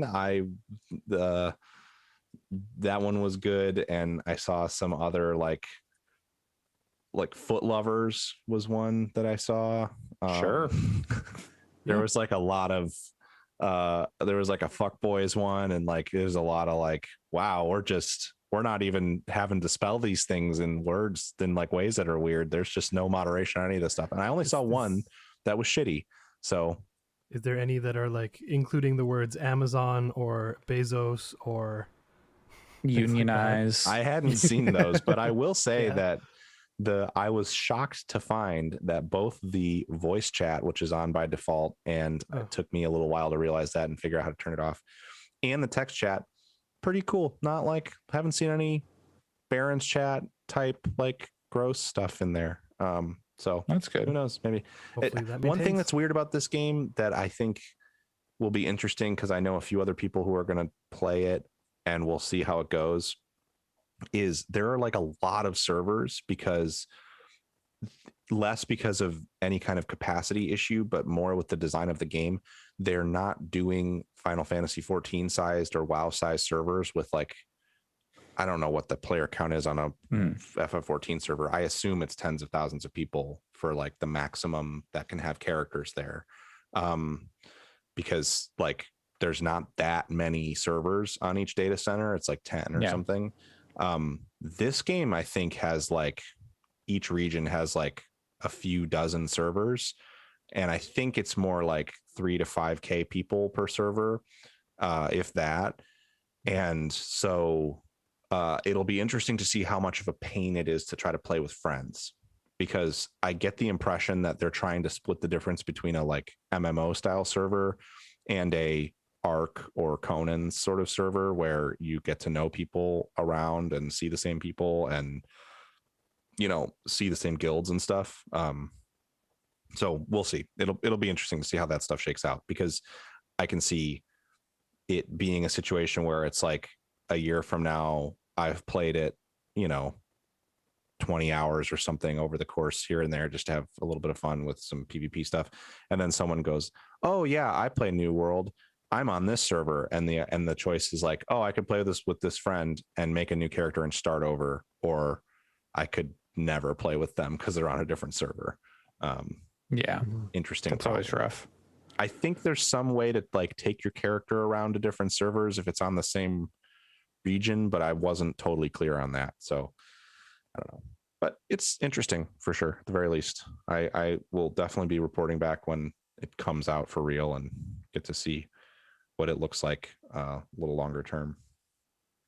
All right. There's been your Amazon Minute brought to you by Pat. I'm very much not gonna. I was playing Ace Attorney also, and then I started playing something else, and fell off of Ace Attorney. But I'll save that for probably next week. All right. In the meantime, before that, I played some games this week.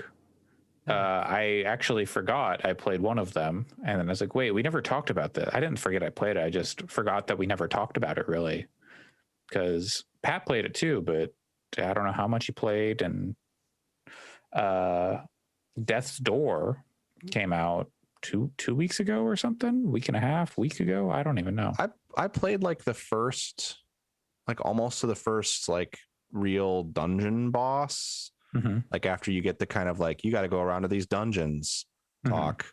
And I kind of like, I liked it a lot, but I haven't felt a ton of drive to go back to it. So I will at some point. Yeah. Death's Door is, despite what many people would tell you, not a Souls-like. It's more like a hyper light drifter. 2D, go around, fight some bosses. There's nothing Souls-like about it other than you can die and then you respawn, but that's we seem like to have every entered game. a zone where Dark Souls is like the action RPG. So now if the game is an action RPG, people call it a Souls-like when they're just action RPGs, because it's the same thing with New World. Like there's nothing Souls about it. It's just an action game where it's also an RPG.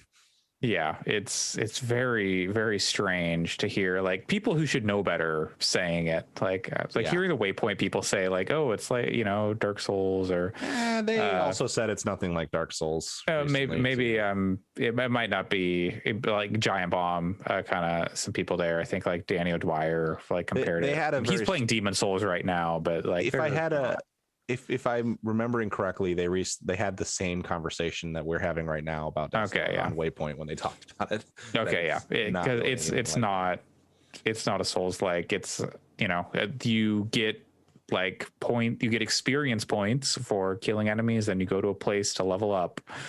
That's about the similarities. Like there's some challenge to the bosses, but there's challenge to the bosses in every game. It is most like Hyper Light Drifter.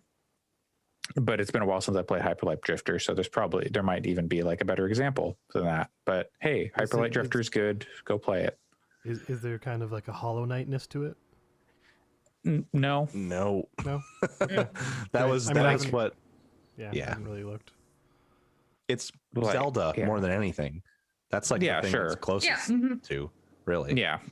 It's that. It's like Hollow Knight is very much a Souls-like. And this is not that at all.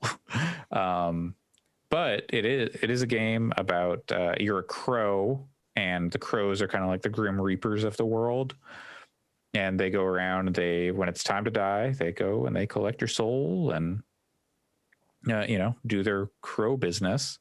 But something is like thrown the world out of whack, and there's not everyone is dying as much as they should be. Some people aren't dying at all. And as you're out on an assignment, as you're about to collect the soul, you get kind of snuck up on, and that soul is stolen from you. And so kind of the first thing you got to do after that is go chase down the person who stole it, because basically you're compromised until you can collect that soul. And your handler or whatever back at the Reaper HQ or whatever they call it is like, I don't want to deal with this paperwork. You gotta go get that soul back. And then, as Pat mentioned, eventually you find out like, okay, I gotta go find these other go to these dungeons, kill these people who aren't dying, and get their souls so I can open this door to help this guy out, because he had he had a job go bad, and his soul that he was supposed to collect is gone. So like that stuff, it's got like fairly interesting world building. Like it's always like hinting at new stuff, but it's nothing like super like meaningful. It's not as like obtuse as like a Dark Souls game, but it's not like super like here's exactly what's going on. But it's entertaining enough. I think the writing is pretty good and goofy when they do get to it. Like you meet a dude with a pot of soup for a head. Pothead. Yes, his name is Pothead, and they put it up in like big font across the screen when you meet like a new character, or like a funny thing happens. They're like, we're gonna title it, which is it's overall pretty good humor. The writing's good. Yeah. And like even just like outside of the humor, just I'd say pretty solid writing all across. And there's like a dude who like kind of helps point you towards secrets, but it's just like a squid like that is taken over a dead guy's body and is like strapped to his back, and he feeds you soup. It's very strange. A lot of soup in this game. Yeah. If you were a soup, what soup would you be? A split pea. Split pea is my favorite soup. Okay. Alex? Some kind of ramen. Sure. I guess if we're counting ramen, It is a soup. It is, yeah. I like ramen a lot too. But Allison? I think I'm gonna go for like a butternut squash soup. Hell yeah. Okay, wow. That's a good I one. like a salmon chowder. Sure. But that's neither here nor there. I wish I had some split pea soup right now. I would destroy a bowl of split pea soup. Okay. Someone get this man some soup. There might be some in the pantry. I might eat some soup after this podcast. We'll see. But yeah, to Pat's point earlier, like saying it's a Zelda game, it is like got a lot in common with Zelda, so much so that like you're getting like items like a bow. You start off with the bow, but you get a bow, bombs, like a torch, like a fireball, and like a hook shot, like that kind of stuff to help you get around the world and navigate, find secrets, and fight enemies. I didn't feel super compelled to like go back and like do all of the like, now I got the hook shot, so I can go to all these places now, just because it became pretty clear that the stuff was kind of inconsequential. There is, I guess, like a post game stuff you can do, but it sounds like it's not super interesting. There's like a true ending, but it doesn't sound like it's actually all that. The game sort of exciting. suffers from a thing that I have a really hard time placing. Like I think it's good overall, so I don't want to sound like super negative on it, but you know when you play like an early build of something and it sort of feels like it's like the walls are kind of made of paper, and it's like if I were to poke at this too hard, the thing, it's like kind of like missing something, like it feels like it's not all the way there, and it's gonna get there probably, but it's not quite there yet. That's like the feeling I can't escape when I do play Death's Door. And I don't know if it's because it's missing a map or if it's it would be nice to have a map. There are times where if I had just had a map, like, oh, right, I forgot there was a door over here in this part of this room or whatever. And I can't remember if this is actually the case with this game or not, but it feels like a sort of game, and this isn't meant as like a pejorative or like too much of a value judgment. Feels like the sort of game that you would launch it and it would pop up with a UI asking you which controller you want to use and set your controller settings in a window before the game starts. It does not do that. It's just like, it feels like that kind of like degree of like very like new team trying a lot of stuff for the first time. Mhm. And there's nothing I mean, wrong this- with that because There it's is this team's first like attempt Yeah, at it's making like first this after style Titan of game, Chaser, but yeah. yeah, Titan Um, Souls. Titan Souls, Titan Chaser. That's a Yeah. different thing. That's a game I played earlier this year, which also has the same thing to a higher degree. But yeah, there was something about while playing it where I was just like, it's very hard to articulate, but it's really like the inescapable feeling of like the walls around me are made of paper right now, which is a bad way to frame it because it's not like the game actually has paper walls in it that are you're breaking down, but just felt Yeah. like it was not all the way there for me. It's like you can see the compromises that got made somewhere along the way. Like someone being Maybe like, I want that's to do it. this. I want to do something really ambitious. They're like, we don't have time. We're like, okay, we'll plant the seed of the idea Yeah. there, but we're not going to execute it all the way. It's like just a little bit. It's like it's just lacking a little bit of weight in everything, but just a little bit. Like just not enough to make it an unsatisfying experience. But it's like you hit the roll button and it's like, okay, or the dodge, the dash. It's Mhm. like, okay, that worked fine. Didn't feel quite as good as I would like it to, but it's okay. It works. Same thing with like the attacking. Like, yeah, I hit that thing and it died. It could have been a little chunkier and weightier, but it worked. I think part of that at least comes down to like what weapons you have, because there are different weapons you can use, like fast weapons and like slower, heavier Maybe. weapons and stuff like that. So, and you can upgrade your like speed and like the time between rolls and how fast you move through the world. Yeah. I didn't That find stuff that doesn't feel like it stuff- matters to me at all. Oh, you haven't even gotten like super far, but No. I was about to say, having beaten it and like fully upgraded some of the stuff. I fully upgraded the damage. I didn't fully upgrade anything else, but I got it up there and it didn't feel like, oh, well, now that I've got this, like my dexterity or whatever leveled up 2-3 times. Now I'm like really moving through the world or anything. It didn't feel like that at all. So Yeah. that like the movement, I think, is definitely something that is like the part that's not quite there for me. I think overall, like the gameplay, like the moment to moment, like the combat and all that stuff, that works for me. It's good. Yeah. But there, like moving through the world, there's something that isn't quite there. Yeah. But it's hard to put into words. I agree. Exactly. Yeah. That's sort of what I'm saying too, is it's hard to articulate, but it's just, and like, I don't get that feeling when I play something like Hollow Knight. I'm like, Mhm. oh no, this is locked in. This is extremely tight. And it feels like, it just feels kind of perfect. They needed like a sprint or like a dash type thing. Like they've got the roll, but like a dash that is like, okay, I can run quick. At least for me, that would have been nice to just be able to get through the world a little bit quicker. And I think part of it is like they could have added that, but then that's another thing. I think maybe there's too many systems in the game that maybe don't necessarily add that much, and then it's missing things like a dash and a map and stuff like that. Maybe.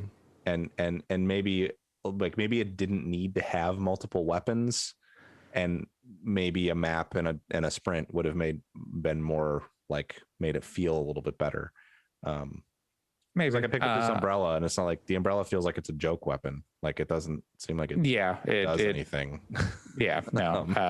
Stuff like the other weapons are definitely more useful once you get to those. Sure. But I never even used the umbrella because I thought like, oh, maybe there will be like a reason to use it for like like a rainy area or something. But I never really encountered a thing like, oh, I want to try the umbrella here or something. But yeah, Anyway, it's fun. It's good though. And it's like, good. yeah, it's fun. I enjoyed my like 7.5 hours with it. So Which is part of why I will finish it at some point too, because it's not that long. It's not super and long. Part of why I'm being More if you want want to do everything, but part of why I'm being critical of it is because I think like one, it's received some pretty extraordinary praise from some places, and I think I see why people like it that much, and it's like almost there to me. If it was like a little bit better, then I would like it a lot more. So it's whereas instead it's kind of in that like it's good and I want to finish it, but I don't know if it's one of my favorites of the year kind of place. Sure. The other thing I played is Super Sammy Roll, which is on Steam.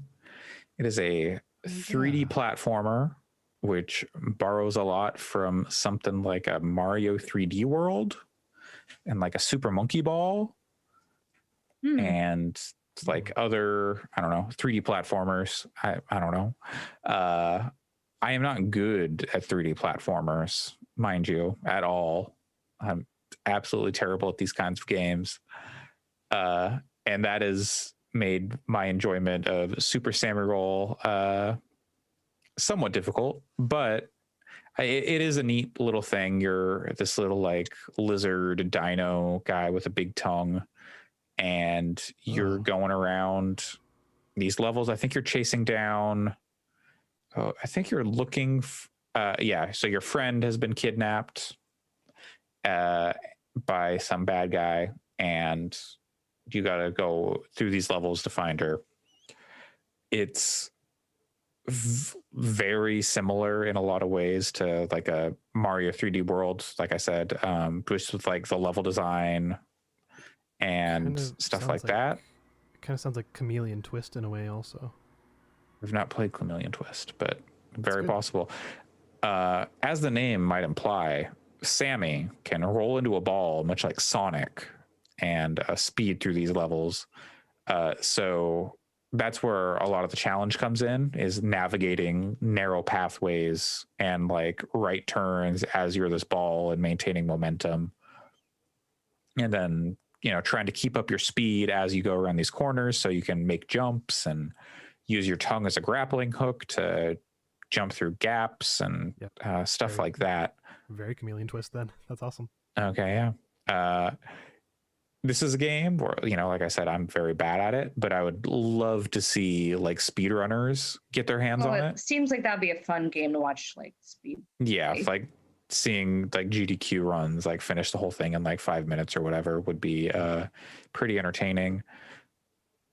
You could really do some good stuff to, you know, optimize movement, like just looking at the trailer on Steam. Yeah, and just like momentum going across, like they have some in the trailers where you're just like, okay, well, I'm going to jump over here and use the tongue and then bounce off that and whatever.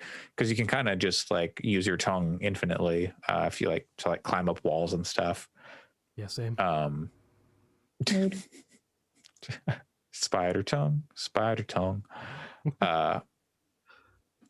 Some stuff seems kind of weird. Like I've only done one boss fight. I'm like halfway through the second world, but it's like a level that felt a lot like a Mario 3D World level where you're like climbing up this tower as the lava comes after you.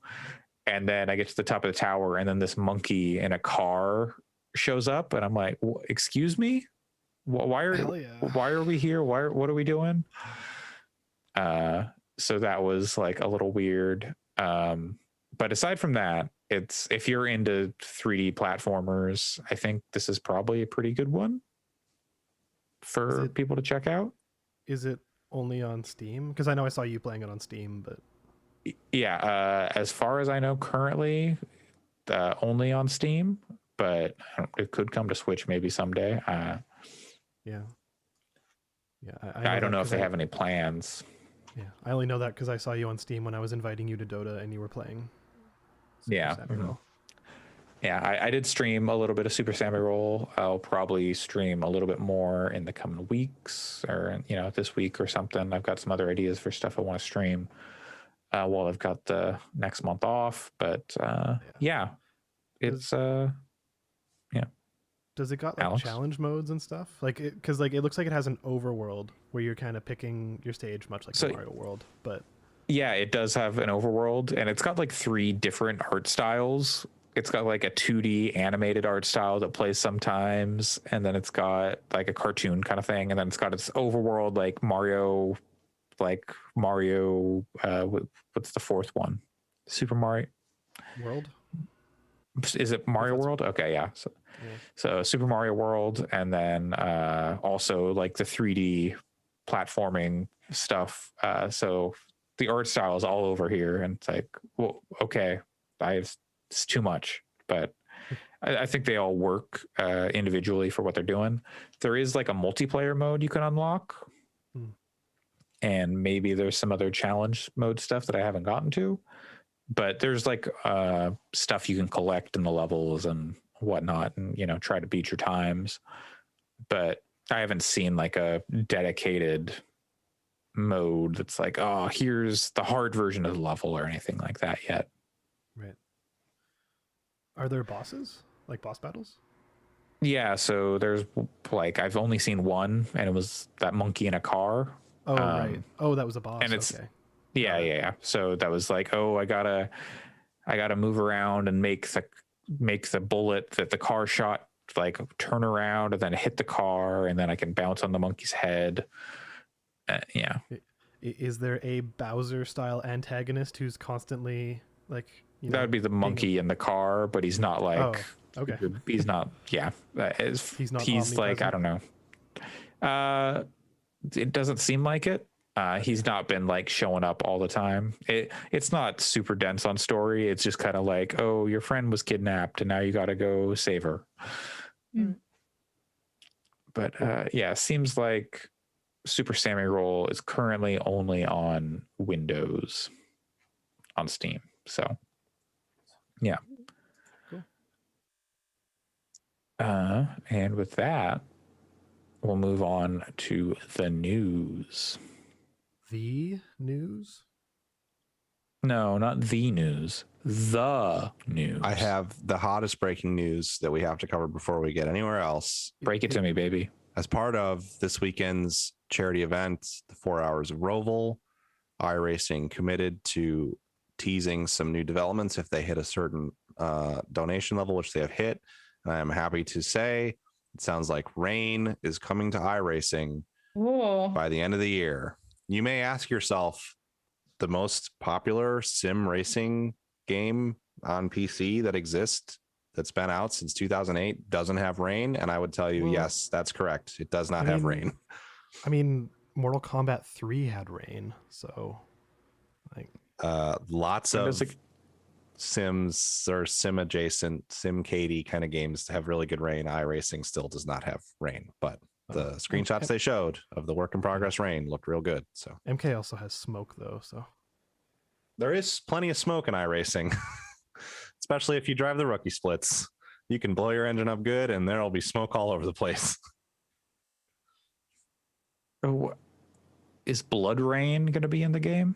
No, there won't be any blood rain. Just normal ass rain. Rain of Blood? No, just regular from the heavens Layer. rain.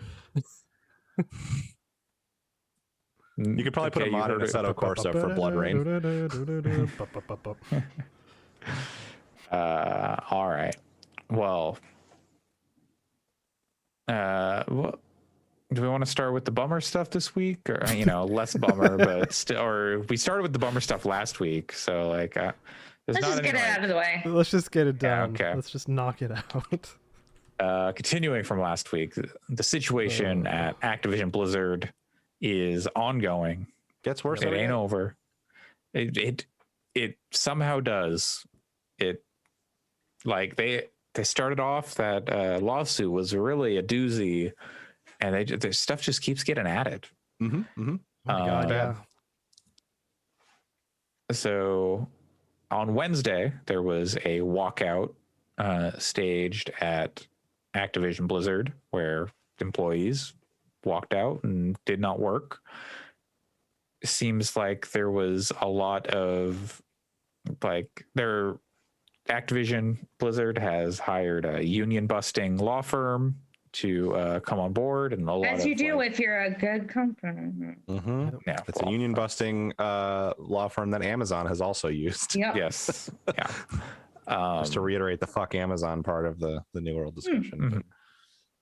And lots of like shady stuff going on around there, and them trying to like reduce down the sessions with which they're talking to people, and divide and conquer probably is their MO here. But staff have been working together. There was an open letter signed by over 1,000 current and former employees that to management going, hey, we don't have faith in you and we want a seat at the table, and we'll see how that goes.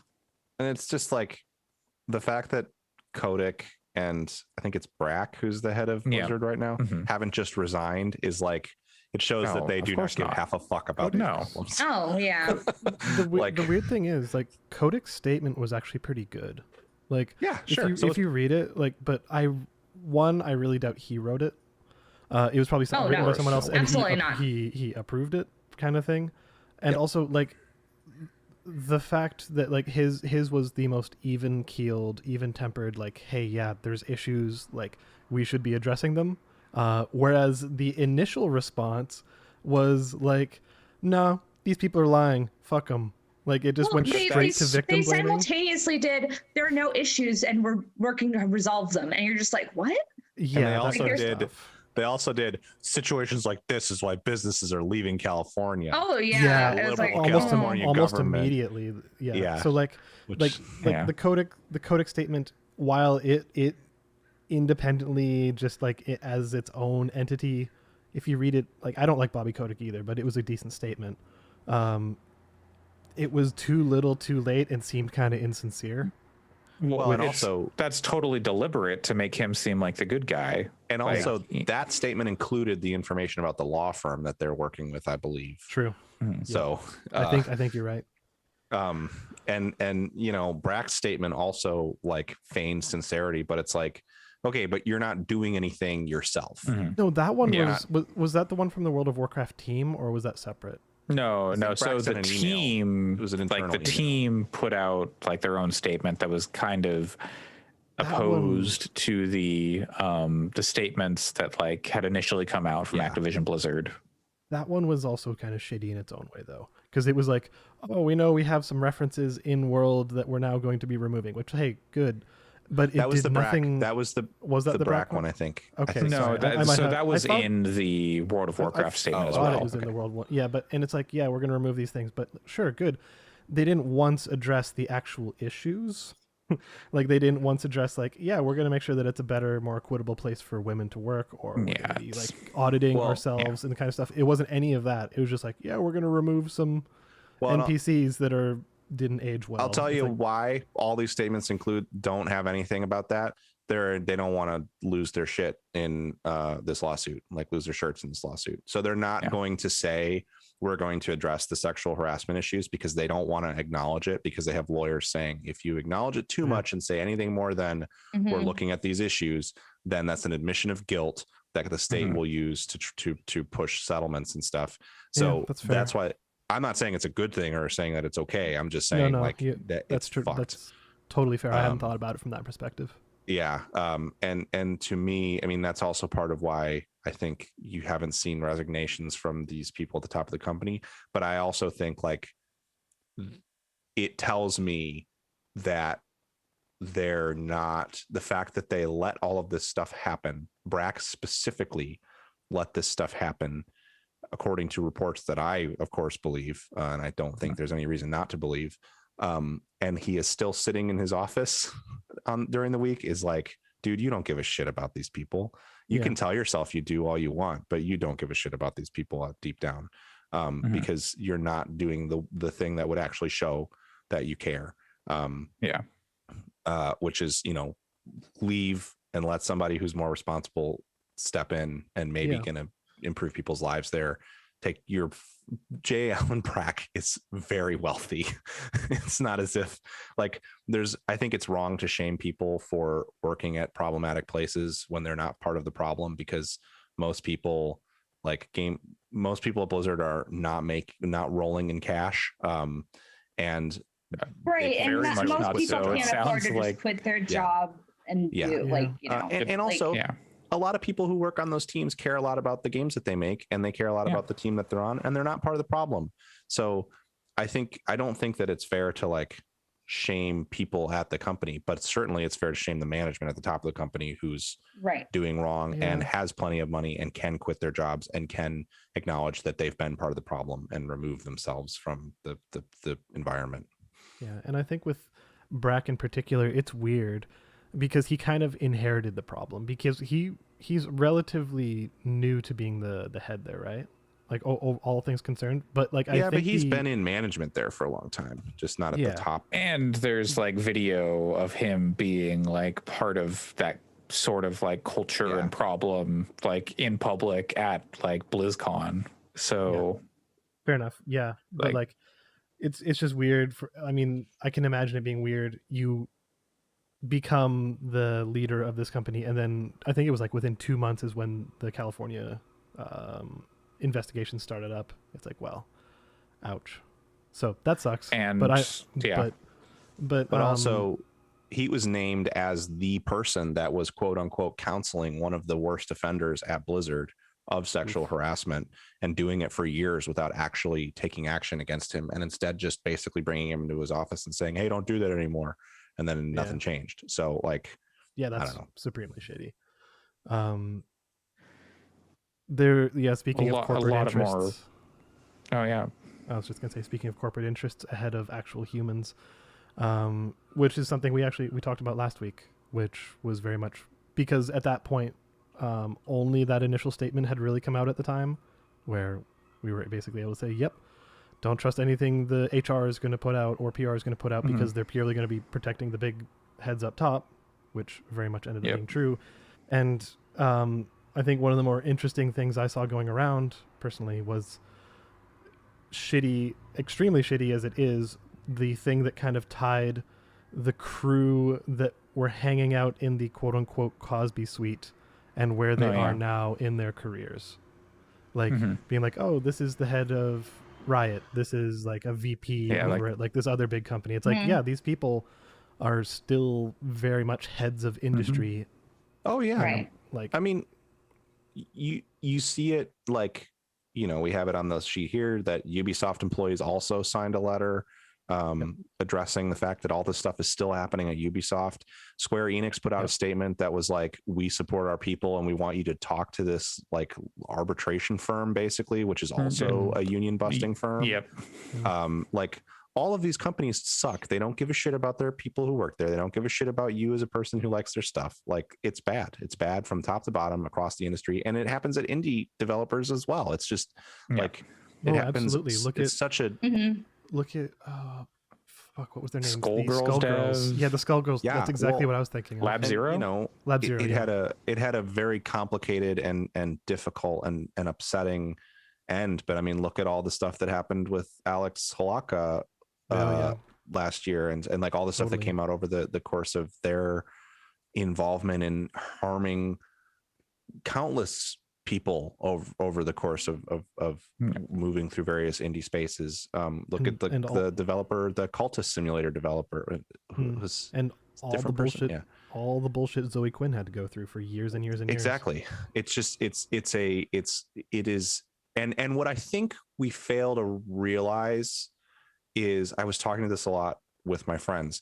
This is also happening in fast food restaurants and newsrooms and manufacturing companies and machine shops and mechanics and warehouses. This is happening in every single industry around the world. And we see it because games are unique in that they're an entertainment medium where there are lots of websites with high traffic that are devoted to reporting on them. So it means that when they do the reporting, it gets seen and it's more visible. But this is a huge, and I don't say any of this is to like say, don't worry about it so much because it's happening everywhere. What I'm saying is it's horrible that it's happening everywhere. I'm glad that there is this spotlight on games because it illustrates a problem that is so widespread throughout industries everywhere.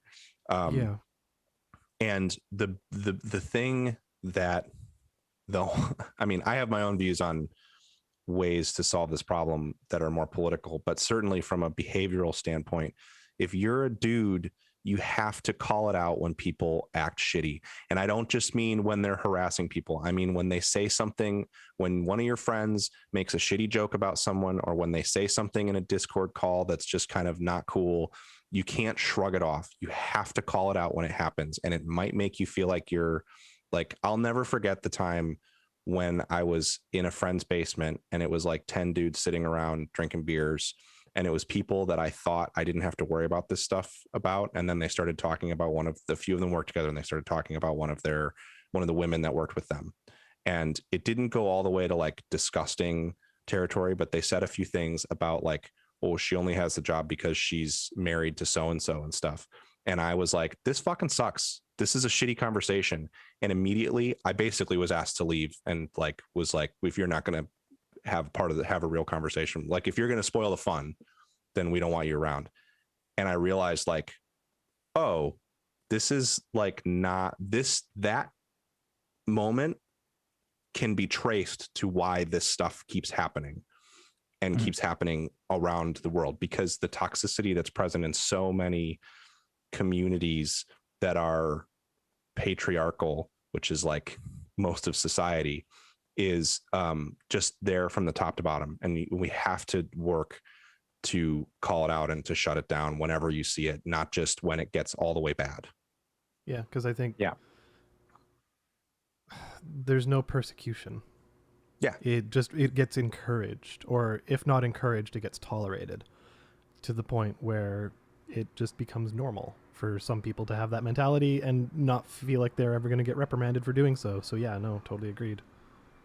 And I don't believe, if you think it doesn't happen in your friend groups and your work groups, you're not looking hard enough, and you're not actually understanding how things you think are no big deal are actually problems. Because I have never encountered a group of men where it doesn't happen sometimes. And in the best cases, it happens in a way where people go, oh shit, that's right. That's not cool. I shouldn't have said that. My bad. And I have seen that thankfully happen in some of my, in the groups that I'm close with now. I've seen that happen. And it's thankfully not a daily occurrence that someone even says something they have to apologize for, but it's not perfect all the time.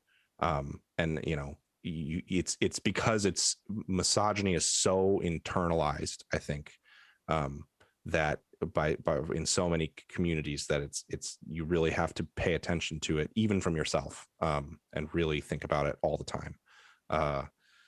And that's the only way that on a behavioral level it can be better, get better. There's other structural things that Yeah. DM me if you want to talk about those, that we don't have to get into right now, but yeah. Definitely. I don't know though. Do you all feel like this is going to bring some form of reckoning to the industry, or is this going to be a slap on the wrist that just continues on unabated? It's hard to say. I feel like the thing that I mentioned last week and that I still agree with is that I do think that, you know, the public opinion of it is changing. That being said, I don't know to what extent that's going to matter. And so it's hard to say.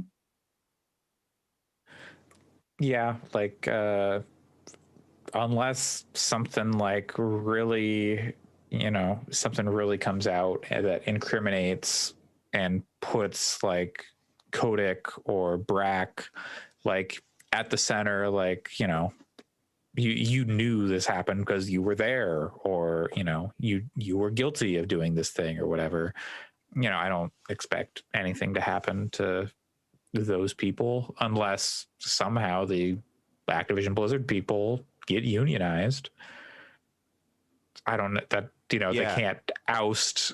they can't necessarily oust Kodak or Brack, but that could actually be like positive change for the industry. And if it happened at Activision Blizzard, then it would be, you know, that would give like the chance or like motivation maybe for other studios to go, okay, if they can do it, we can do it. What I will say is I don't know people close enough to talk too much about the conditions at like Riot, for example, but Yeah.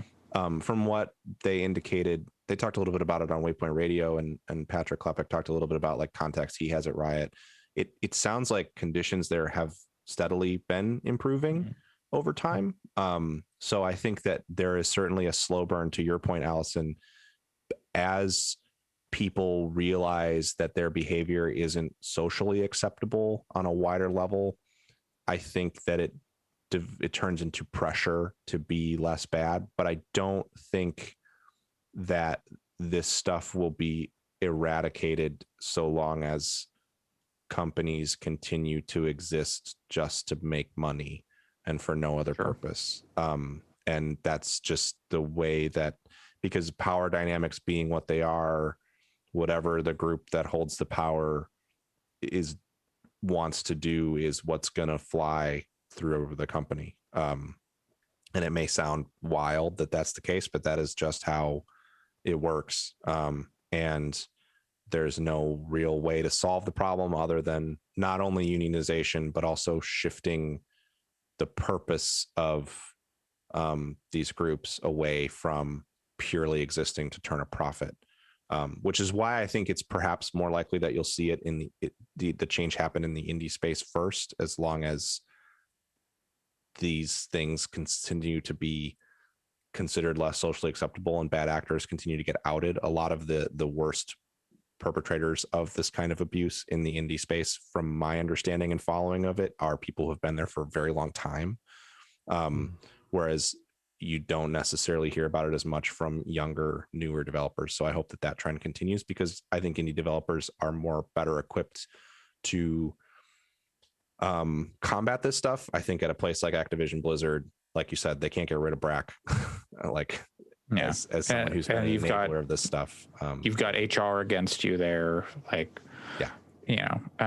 all that stuff. But I don't know if there's it's easy to say indie space, maybe like younger indie devs have more tools to deal with it. But I don't know, we saw like Lab Zero and they had been around for a while, but I don't think there's anything that says a new studio or stuff can't, these issues can't arise. Yeah. But I think it's more that my hope is that those communities will be a little bit more agile in outing bad actors now that there's more precedent for doing so. I think part of the reason why those people were able to operate for such a long time in those spaces is because there was a lot of concern that it would damage careers if they were outed. And my hope is maybe because we've seen it happen there, that people were afraid to say something because it would damage their careers. And it was less of a structural, it was still structural, but it was less of a company. You didn't have HR, you didn't have all of these wheels moving to specifically reduce your power within a company. It was more of within a larger community. And that was a little more nebulous. So my hope is that maybe that community feels more equipped to out bad actors now than they did 4 years ago. I don't know. I'm not in that group, so I could be totally off base, but that's kind of my hope. That's where I'm trying to have a little bit of hope for it. Yeah. I don't think you're going to see changes in AAA on a large scale anytime soon at all. And we had the moment last year with many people coming forward, sharing their stories with the Me Too stuff, but here we are again. But that's some of these things happening, and obviously this investigation had been going on for 2 years now at this point, so a year at that point or whatever. But there's still work to be done, and now I saw EA is reaching out to people who have spoken out on Twitter and said oh, I had this experience at EA, or maybe not even naming EA, but saying oh, I had this experience. And then being able to EA being able to trace it back, or maybe another company being able to trace it back to oh, we're pretty sure she's talking about the experience she had here. We need to get on this and reach out and talk to them. And so other companies are now starting to cover their ass because they are not stoked about what they're seeing here. Yeah, I guess the reason I'm so skeptical of it is this is arguably the worst. I mean, I don't want to rank these traumas, but this is one of the worst dumps of this kind of information we've seen. And this is what, year 4 in a row where we have an annual release of a bunch of really bad stuff, and Ubisoft Yeah. certainly hasn't gotten any better. And that was what, 2 years ago that first really blew up. Was it 2 years ago? I I thought think it was last year. and then last year as well. Okay. It kind of just continued from Ubisoft for a long Yeah. time. Like, Yeah. it's. I don't think, again, there's no incentive for these companies to actually change anything. Yeah. The only incentive is for them to get the spotlight off of them for a little bit, and then maybe they'll be able to coast for another few years without a bunch of stuff coming out at once. And I think, Yeah. you know, the one difference this time I will say is that the state of California is suing Activision Yeah. Blizzard, and hopefully they get taken to the cleaners for it. And then maybe their boards of directors will want Kotick gone as some kind of like some kind of revenge for it or something. I don't know, but like they don't. I doubt that whatever suit the state of California is going to bring to them is going to be enough of an impact on their bottom line that they're really going to care that much. It's just going to be, how do we get out of this as cheaply as possible and move on, because they don't care about the people being hurt. But maybe like this pulls enough people out from under a rock and they go, oh, I didn't realize this was what happening. And like, you know, how can you miss it in a lot of ways with some of the stuff that's in that, like the cube crawls and stuff. Like, come on. That stuff happens because somebody goes, the people who don't want to participate are like, I don't have the energy to deal with this. I'm just gonna pretend like nothing's happening. And I know because I've been at companies where that has happened before. Not to that, I've never been somewhere that has been as bad as this in any way, where it's escalated to people being like verbally or physically harassed. But I have been at companies where the culture is such that like inappropriate stuff is happening and nobody wants to deal with it who's like not participating. And so it's more like, well, those of us who are not the problem will just walk away. Heads down, and we'll just do our work. And it wasn't cool. I mean, it wasn't the right move. Thankfully, it wasn't, you know, in the world of like sexual harassment. So it wasn't like the same kind of harm, but it was still like creating a bad work environment and not making people unhappy. And it had a psychological effect. But you know what? It was easier to just continue to go to work at this job I didn't give a shit about and try to put it out of my mind than it was to actually say something to somebody, especially considering that I knew at the time that, and I won't name the company, but I knew at the time, if I did say something, nothing would have happened. And guess what? It didn't. When I finally got sick of it and said something, nobody gave a shit. Nobody at corporate gave a shit. Same thing kept happening. So it was like a waste of time. I've had similar scenarios of being like, hey, speaking to management and being pretty open about some very negative, abusive things that were going on from a very specific member of a team, and being told, we know that this person can be a bit hard to work with, but, you know, we have to account for all personality types. And, you know, they do good work, so you just got to tolerate it. And it's like, well, then fuck you. Yeah. And I'm saying what has to happen when it enters the realm of like harm being done to people. Not that isn't harm, that's its own kind of harm, but when it enters the realm of like the cube crawls, the Cosby suite, that kind of stuff, you have to, if you are in the demographic that is in the power holding group, you have to try to speak up and say something, and it can be really uncomfortable and hard, and it could risk your career, and it's true. But like I say as like a cis white dude, we have to be willing to put that stuff on the line to try to improve the conditions of people who hold less privilege. It just has to happen. There is no other solution, and it's scary. It might be scary for you, but you have to do it.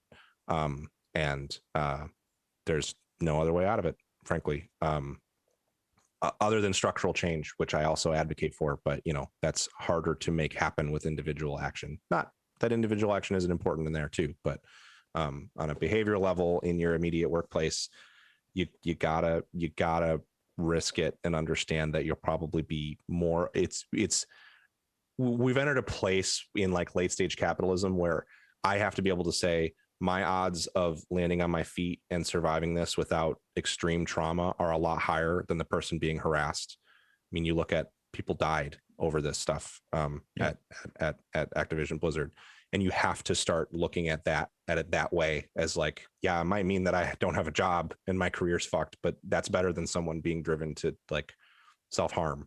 And it sucks that we're being put in a position where we have to start making those judgments and weighing those things, but that's the way it's going to go. And I'll tell you right now, like, you should totally participate in the boycotts you want to participate in. I think it's a good idea to, like, when you see workers doing walkouts and stuff like that and staging strikes, it's great. You shouldn't cross the picket line, but don't tell yourself. I saw some stuff on Twitter that was like, who gives a fuck about Overwatch? Stop playing that shit. And it's like, what you're doing does not have, do it for you. If you're uncomfortable playing those games, good. Stop playing them. Take real action in your life. Like, come on. But going like, I never liked it anyways, like, it's the least helpful way of going about it. Yeah, it's or like, I saw a couple tweets about like, I don't understand how any good person could play a Blizzard game at this point. And it's like, come on, like, you're not helping the situation. That doesn't do anything to support the people who work there under those conditions. And it's not, especially like, since the so many people making people the there, games were, right, and the people doing the walkouts were calling for people to boycott the games. And I mean, I get it. I don't buy Nestle stuff because I really don't like Nestle. So I go out of my way not to buy their products. That's totally fine. But you got to understand, I do that because it makes me uncomfortable. I would love to see that company broken up, but like, I'm not going to come over and be like, you got fucking Coffee Mate in your fridge. What's wrong with you? You're a piece of shit. Like, come on. Do that on principle because Coffee Mate is bad, not because Nestle is bad. I think Coffee Mate's the Nestle one. Anyway, just take real action in your life and like actually call out the shitty behavior around you. That's, and then also maybe don't play their games if it makes you uncomfortable. Yeah, avoid it if you can. Do your best. Like, I don't know. It's, I think everybody just needs to try to do their best, and it's not always cut and dry what that might be, or, you know, if, I don't know, it's just try your best to support people in your life who are going through this shit. Tell people, hey, this is bad. If you feel uncomfortable with what Blizzard's doing, avoid buying their games if you can. You know, if you feel that way. Yeah. Or, you know, it's just like, yeah. In addition, if you are, like Pat was saying, in one of the more majority-y kind of groups where you can land on your feet and things of that nature, reach out to people who you know, who we work with, who you might not work with, but, you know, you're relatively close to, whatever. So ask people how they're doing, you know, check in on them, see if there's, like, be a place they can talk if they need to, because people having to deal with that on their own is total bullshit. And I guarantee you would be surprised at the number of people you know that have to deal with something on this spectrum somewhere, and who probably want to talk about it, but don't feel like they have someone they can talk to about it. Sure. Because I'll tell you, I have had conversations with in this, relevant to this, like, women in my life who have shared stuff that they clearly wanted to talk about, that I was like, Jesus, I couldn't have even, now it doesn't unfortunately surprise me, but at the time I was like, holy shit, this just happens and it's okay. And it's pretty pervasive everywhere. Yep. And how about the PlayStation 5? Yeah, so that's the current situation on Activision Blizzard. We'll see what other developments as they come forward. Huge, I'm sure that everybody said this last week, but huge content warning on this stuff if you go looking for information about it. Like, it's the worst. It's really bad. So just keep that in mind as you're looking up. Prefaced everything last week with that. So into some more lighthearted news. The PlayStation 5 has apparently sold 10 million units and is now the fastest selling PlayStation. To who? Someday 8 million people will end up with consoles that aren't just sitting on shelves. And like it I do wonder, like, how many are on, like, scalper warehouses. Do we or have whatever. sales numbers for, like, Miles Morales, because I feel like that would tell you how many of those consoles are actually in people's hands. Digital, I think doesn't get like reported. Yeah, you're probably right. Not with the same stats. Yeah, so I would love to know how many users actually logged on to a PS5. Right. But- and how many of them are out in the wild? Okay, and not? then even that is like a little wonky because people were doing that thing where they like did the PlayStation catalog, or the games, whatever. I don't even know what it's called anymore. The PlayStation Plus collection or whatever, and then I think that's getting it. people to sign into their account for them so they could have all those games. Yeah, Sold around 4 million for PS4. Okay. in its Miles first Morales? month. Yeah, but that doesn't really tell us anything because Yeah. those are PS4 numbers. Yeah, I don't know. It's weird. I imagine it sold less on PS5 just because That just seems like a game that the vast majority of PS5 owners would have purchased. Maybe. So, like, Yeah. I bet that would tell you what the Maybe. the number of actual PS5s. But yeah, that number. but also like I think there's like a lot of fucking PS5s out there or PS4s, so I imagine that number accounting for digital would be much higher, and then all digital PS5s and blah blah blah blah blah. Yeah. Like I'd want to see kind of a correlated thing looking at things like Returnal and Demon Souls and like the stuff that did not come to PS4 and seeing if we can extrapolate roughly how many people of these 10 million sales actually have a PS4 or Which PS5 is rather. Tough, and this speaks to a problem the PS5 has, which is that I'm glad I have a PS5 because Returnal and Demon Souls are in my wheelhouse, but there's a lot of people that aren't interested in Returnal and Demon Souls based on like the talk around those games. They were a lot of how about they're niche games kind of. How about Astro's Playroom then? Like if we could find player data on that would probably tell you everything. Yeah, Well, that would just be that would tell you for sure because it's the number of people that actually turned on their PS5 and exactly. played It's the pack in. Yeah. So. Yeah. I wonder if there's a way to see how many trophies have been earned, not just like I'm looking that up right now. Yeah, you keep doing that. That's a good point. Microsoft also mentioned that the Xbox Series X and S are their fastest selling consoles or units to date, but they didn't give a number.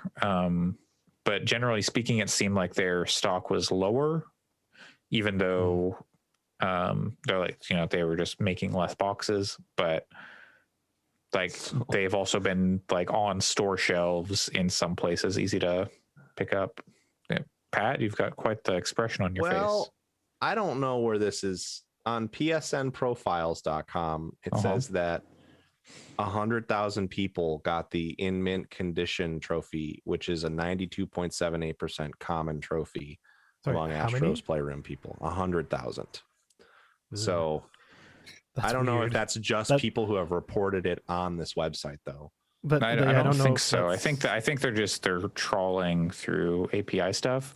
I think, but I'm not sure. It would depend. Like, if someone has like a private profile, that probably wouldn't show up. Right. And I don't know. Yeah. I'm trying to find. Yeah, like I'm pretty sure I have a private profile, and I know that I have that trophy. So yeah. Mm-hmm. But even if you like multiply that by 10, that's. Maybe it is. I don't know. There's no good way to like understand how the site works. Fairly similar number, 89,000 people on TrueTrophies.com reporting it. Okay. Yeah. So I don't know. Yeah. Anyway, so it's probably just different. Regardless, I would be surprised if half of those PlayStations are currently plugged into a TV.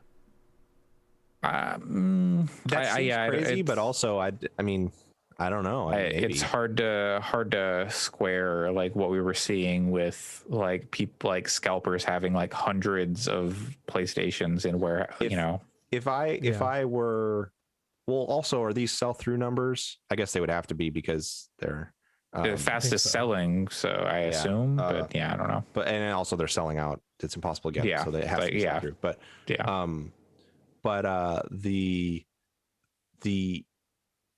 I wouldn't, if I had to put money on it, I would certainly say I would bet at least 2 million of these units are not currently being used. Whether but across countries and that I I could see that maybe. Yeah. That- Yeah, but, Hard to but say, from but- Sony's perspective, they don't differentiate. They're like, hey, it's a sale. Oh yeah, it's a there's no sale. reason for them to care. oh yeah. I mean, Yeah. There will be a reason for them to care eventually because they make more money on the software than they do on the hardware. So they will Yeah. want Yeah. those units sitting in. They want them all plugged into TVs eventually, but it Yep. it is Yeah, in 3 years they're wild. going to care.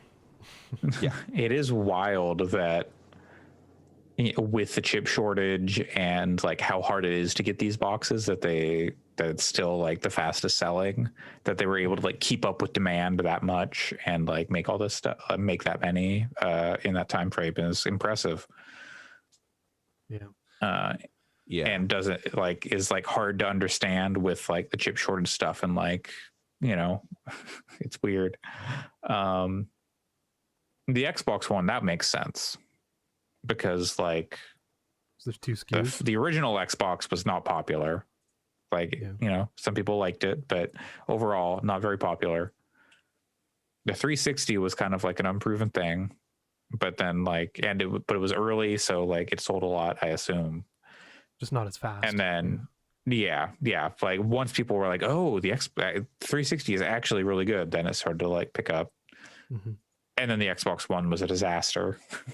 Yep. So, with like Game Pass and stuff, like it totally makes sense that the X and S would be their fastest selling consoles to date for Microsoft.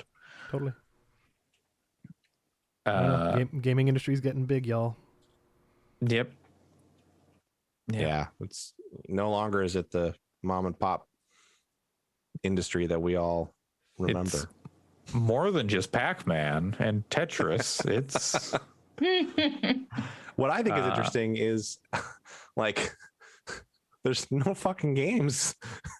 Like Ratchet Yeah. was good and that came out this year, but like everything on PS5 aside from Ratchet and I guess Miles feels like it's kind of like Demon's Souls and Returnal I think are great games.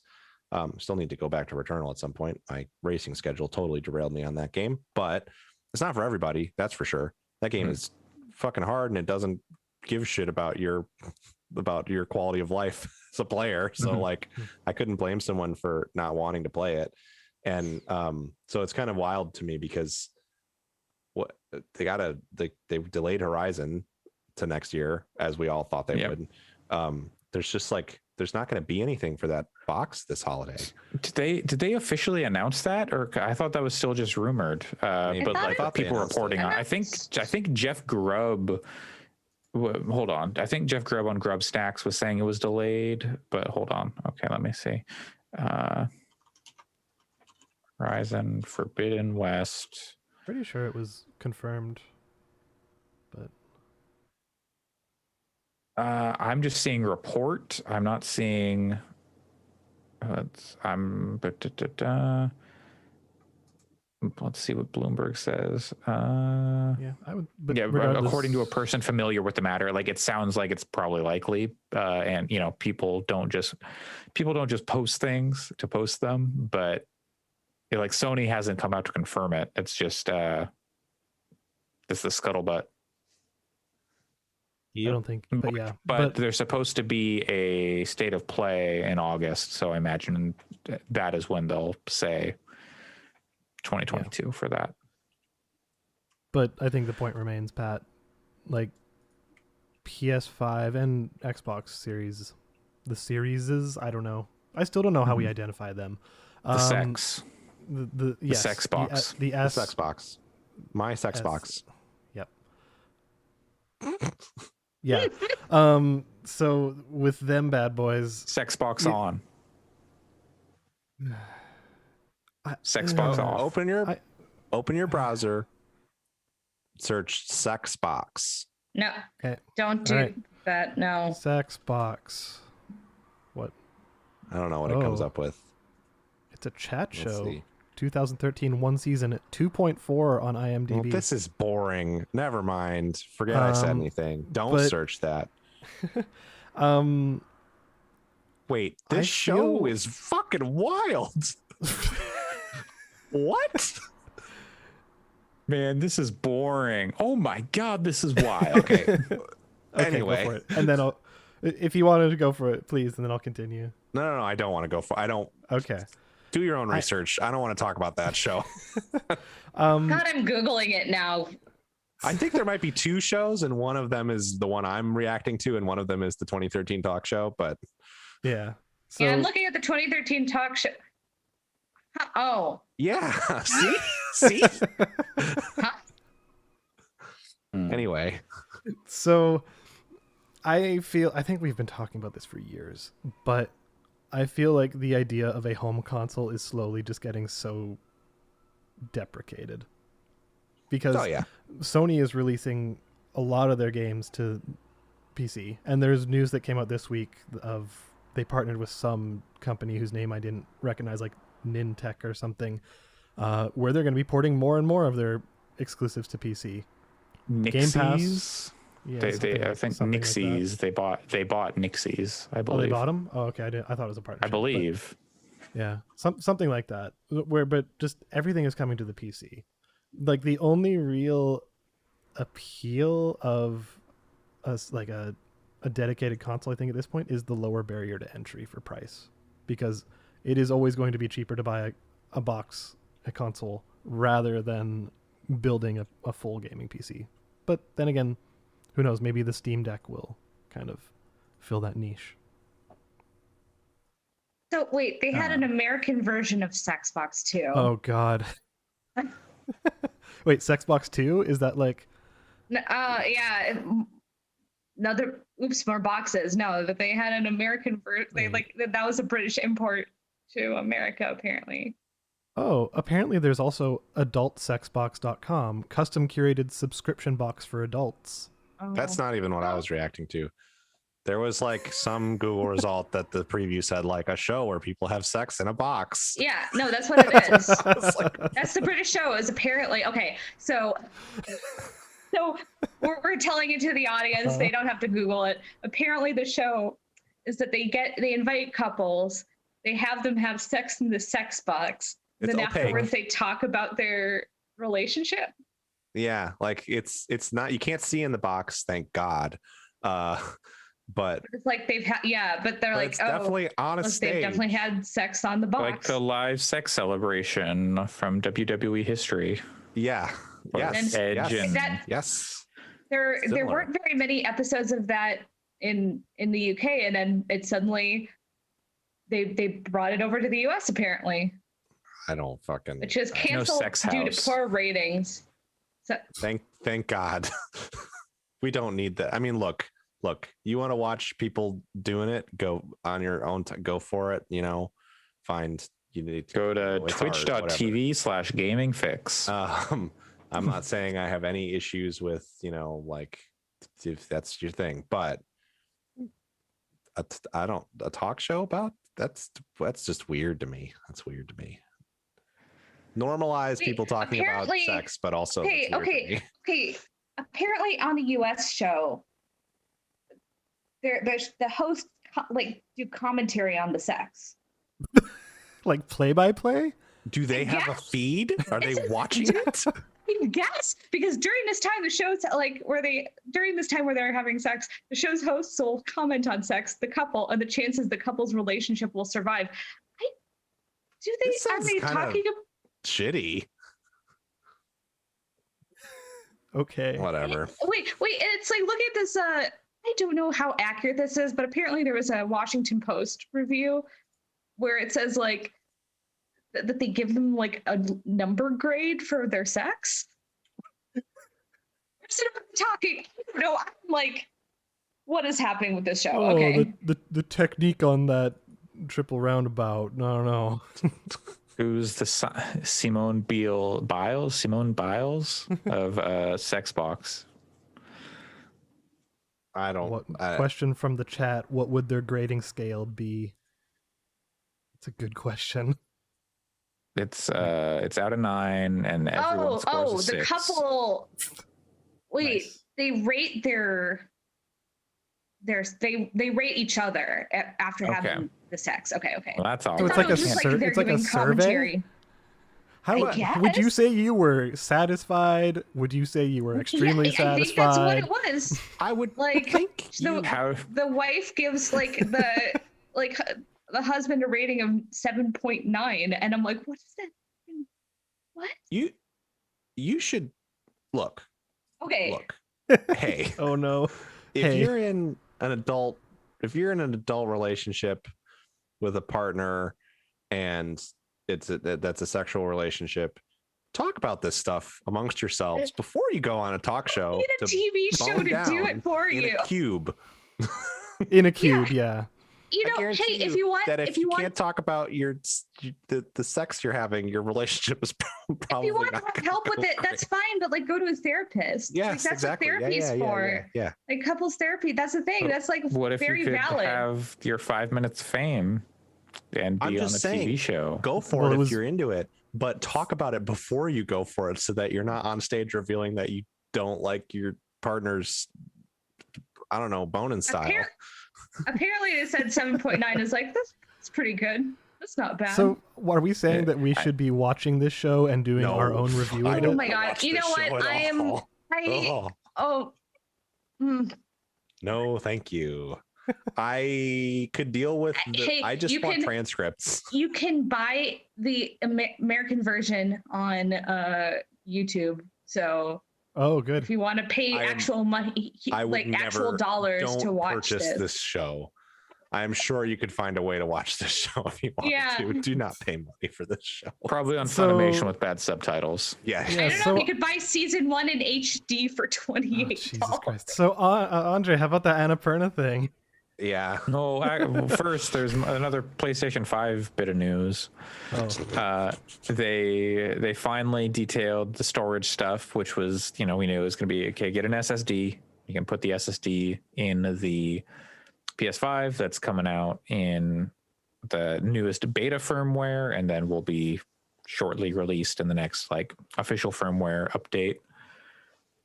Kind of the only weird thing is they say, hey, you need to put a heat sink on your storage expansion if it doesn't come with one already. it's not surprising. Yeah, but it's only weird if you're getting a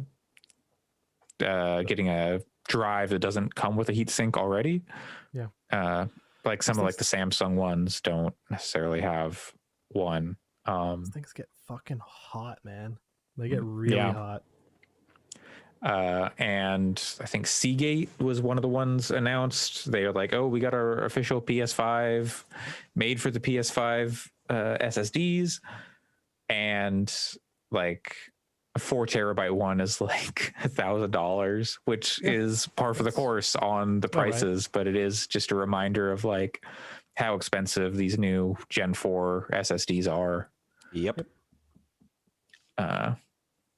And personally, I've had my PlayStation for 6 months now or something, and no issues at all Nah. with storage. I mean, that's because there's no fucking games for it, but yeah. I delete games when I'm done with them. Yeah. And it's Well, fine. and honestly, for part of it is since I don't have a data cap now, Mhm. I deleted Assassin's Creed Valhalla, which I hadn't played in months, but I was like, Yeah. I can just reinstall this if I want to at some point. It's Yeah. 100 gigs, taking it up Yeah. on the hard drive. Yeah. And you If don't I- have a data cap anymore. Right. So I don't mind shuffling games around. I think Sam made a good point that if I was playing Genshin Impact and Destiny and Final Fantasy on my PS5, I might be like, oh, there's not a lot of room here. Whereas I have Genshin and Final Fantasy installed right now, that leaves plenty of room for a couple of rotating games. Mhm. If I were playing another couple of big service games, it may be a little less comfy. Maybe, yeah. But again, I don't know what you would be playing on it like that. Sports games, I guess. Yeah. If you're really into both Madden and FIFA and also the show or something, I don't know. Yeah, I don't know. But yeah, so you can look forward to that.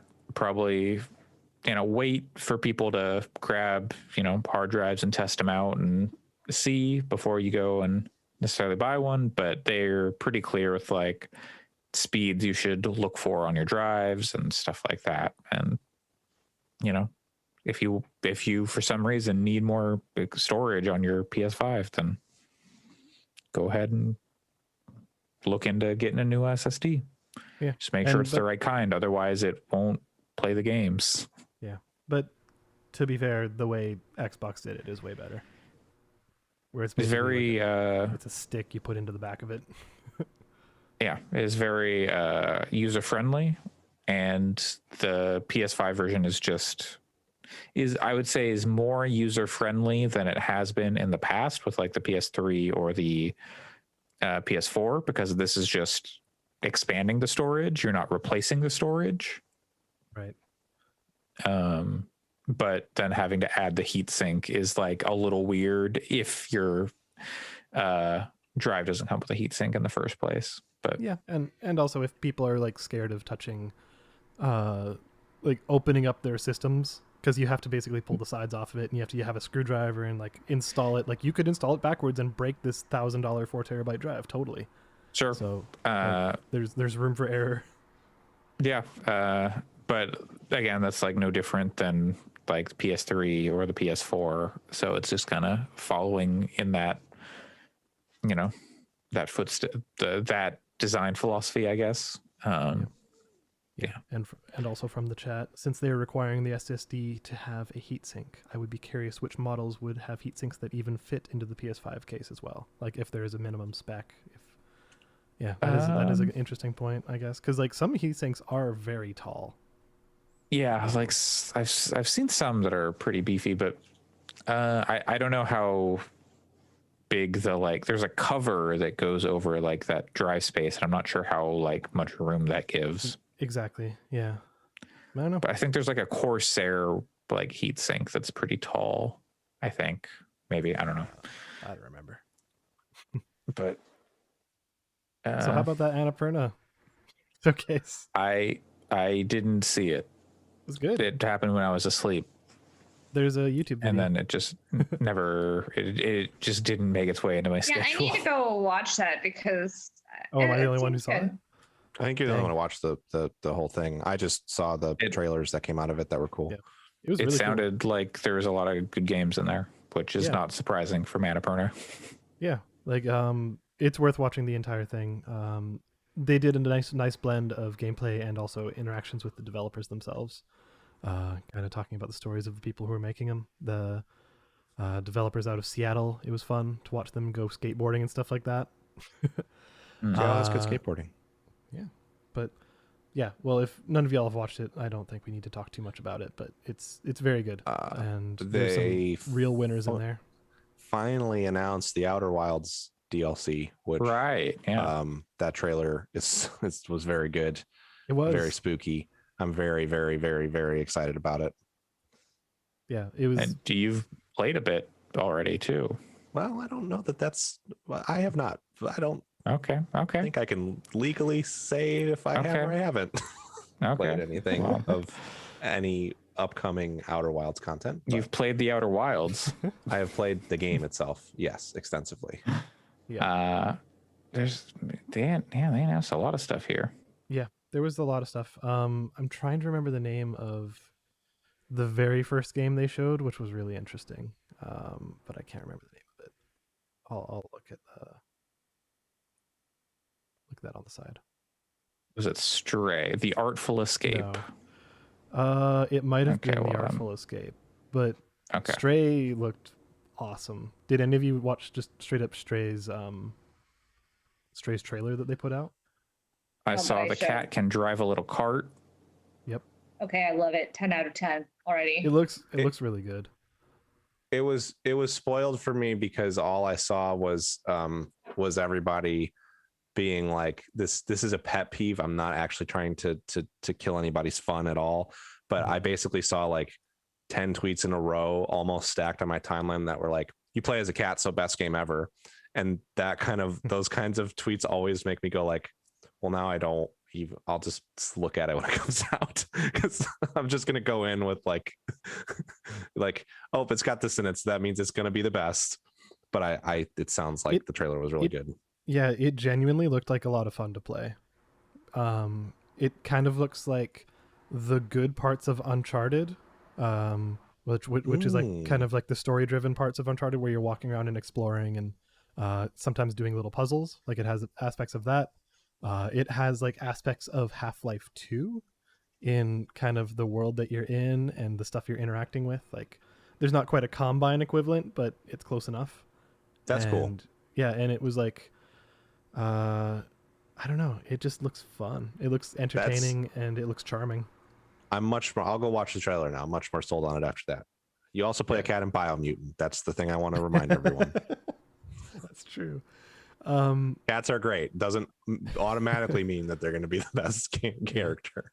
Yeah, I looked it up, and it was the Artful Escape that I was thinking of. That game looks delightful. I did And- see some stuff about that. Yeah. That's cool. The cast: Lena Headey, Jason Schwartzman, Yep. Mark Strong. I don't know who that is, and Carl he's Weathers. in a lot of stuff.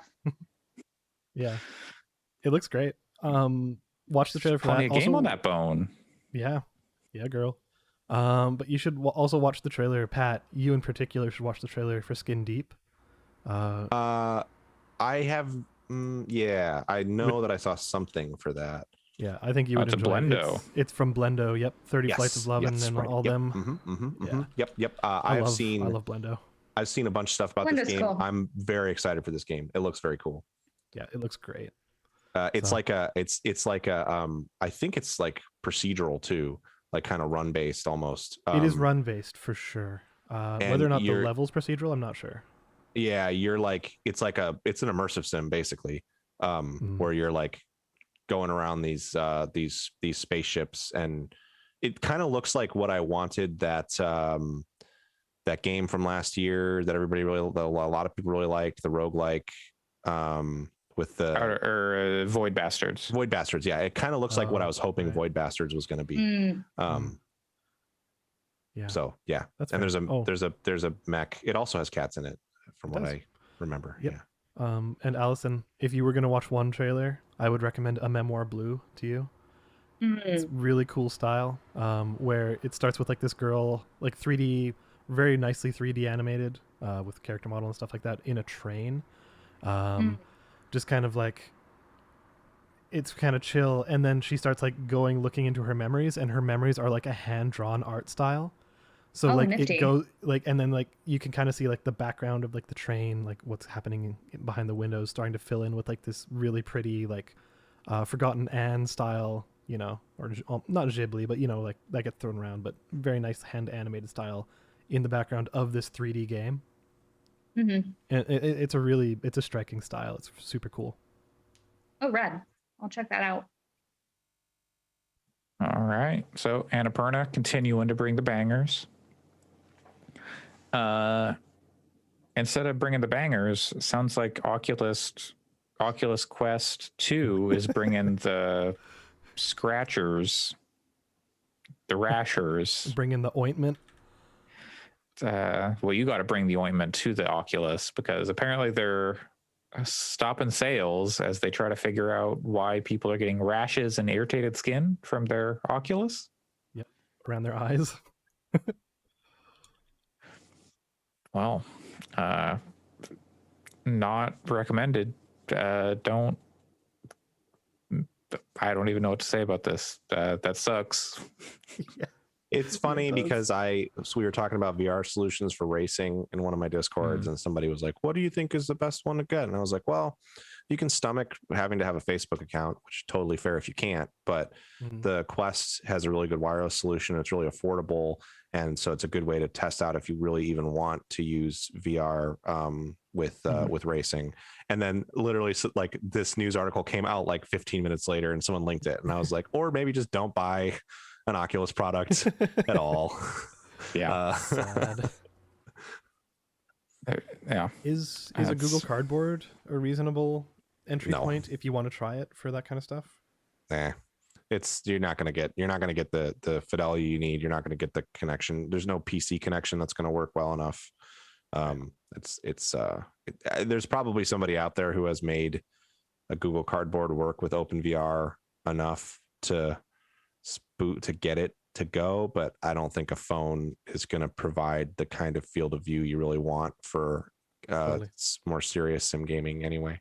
Yeah, I'm just trying to think of what would be the lowest barrier to entry, but if that's not viable, then Yeah, I mean, it's still probably, I would say it's probably seeing if we can find a Quest 1 available, used. or like so a you can Rift get S. So you can get all the rashes.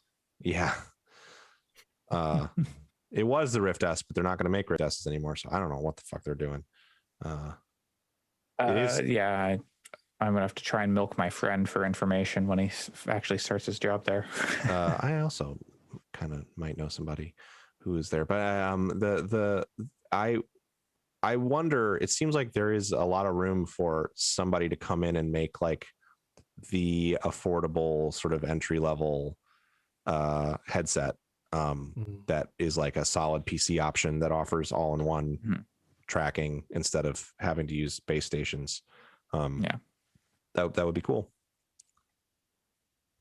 Maybe someone will hack the PlayStation VR 2. Well, that's what I was gonna say. do it. Were I Sony, and I'm not, and they're not me, and they won't do this, but were I Sony, I would say, look, PSVR works best on PlayStation 5, but hey, you want to plug it into your PC? We're not going to stop you. And here's a driver for VR that'll work. Like, people got PlayStation VR working on PC, but the problem is you need like iToy cameras. So that's the thing is I think that like PlayStation 3 iToy cameras. I will be and very you need surprised if the PSVR requires a camera. I bet it'll be all in one. Yeah, no, I'm pretty sure be. it's If it's not, then what are they doing? yeah, definitely. Yeah. So PlayStation VR 2, I would be surprised if you couldn't use it on. And then also there's like controllers, like that stuff is right. weird So too. that's difficult, but actually it might actually be okay because I think the camera was part of the reason or something. I don't know. Yeah. And what's great about stuff like sim racing is you don't like, it's actually kind of a hindrance that you have to have the controllers around. Because ideally you're just using your wheel, like you're not actually using the controllers for anything. And you have a mouse like handy to kind of do some mouse stuff. This is unrelated to anything we were talking about at all. I just learned that John St. John voices Big the Cat. Oh, I didn't know that. I knew no that idea. actually. Yeah. That's so weird. Again, completely I don't know what to unrelated. do with this information. Just picture Big the Cat saying, "Blow it out your ass." Is that, and he hands Sonic a chili dog.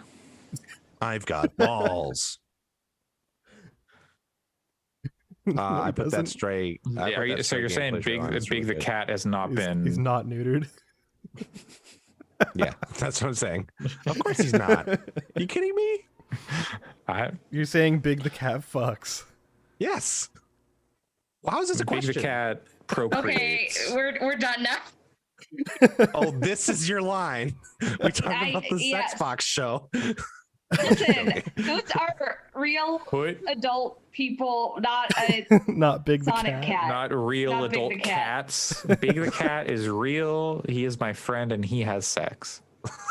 God, okay, that makes it sound a lot worse than before. Not with consenting I don't know, consenting partners.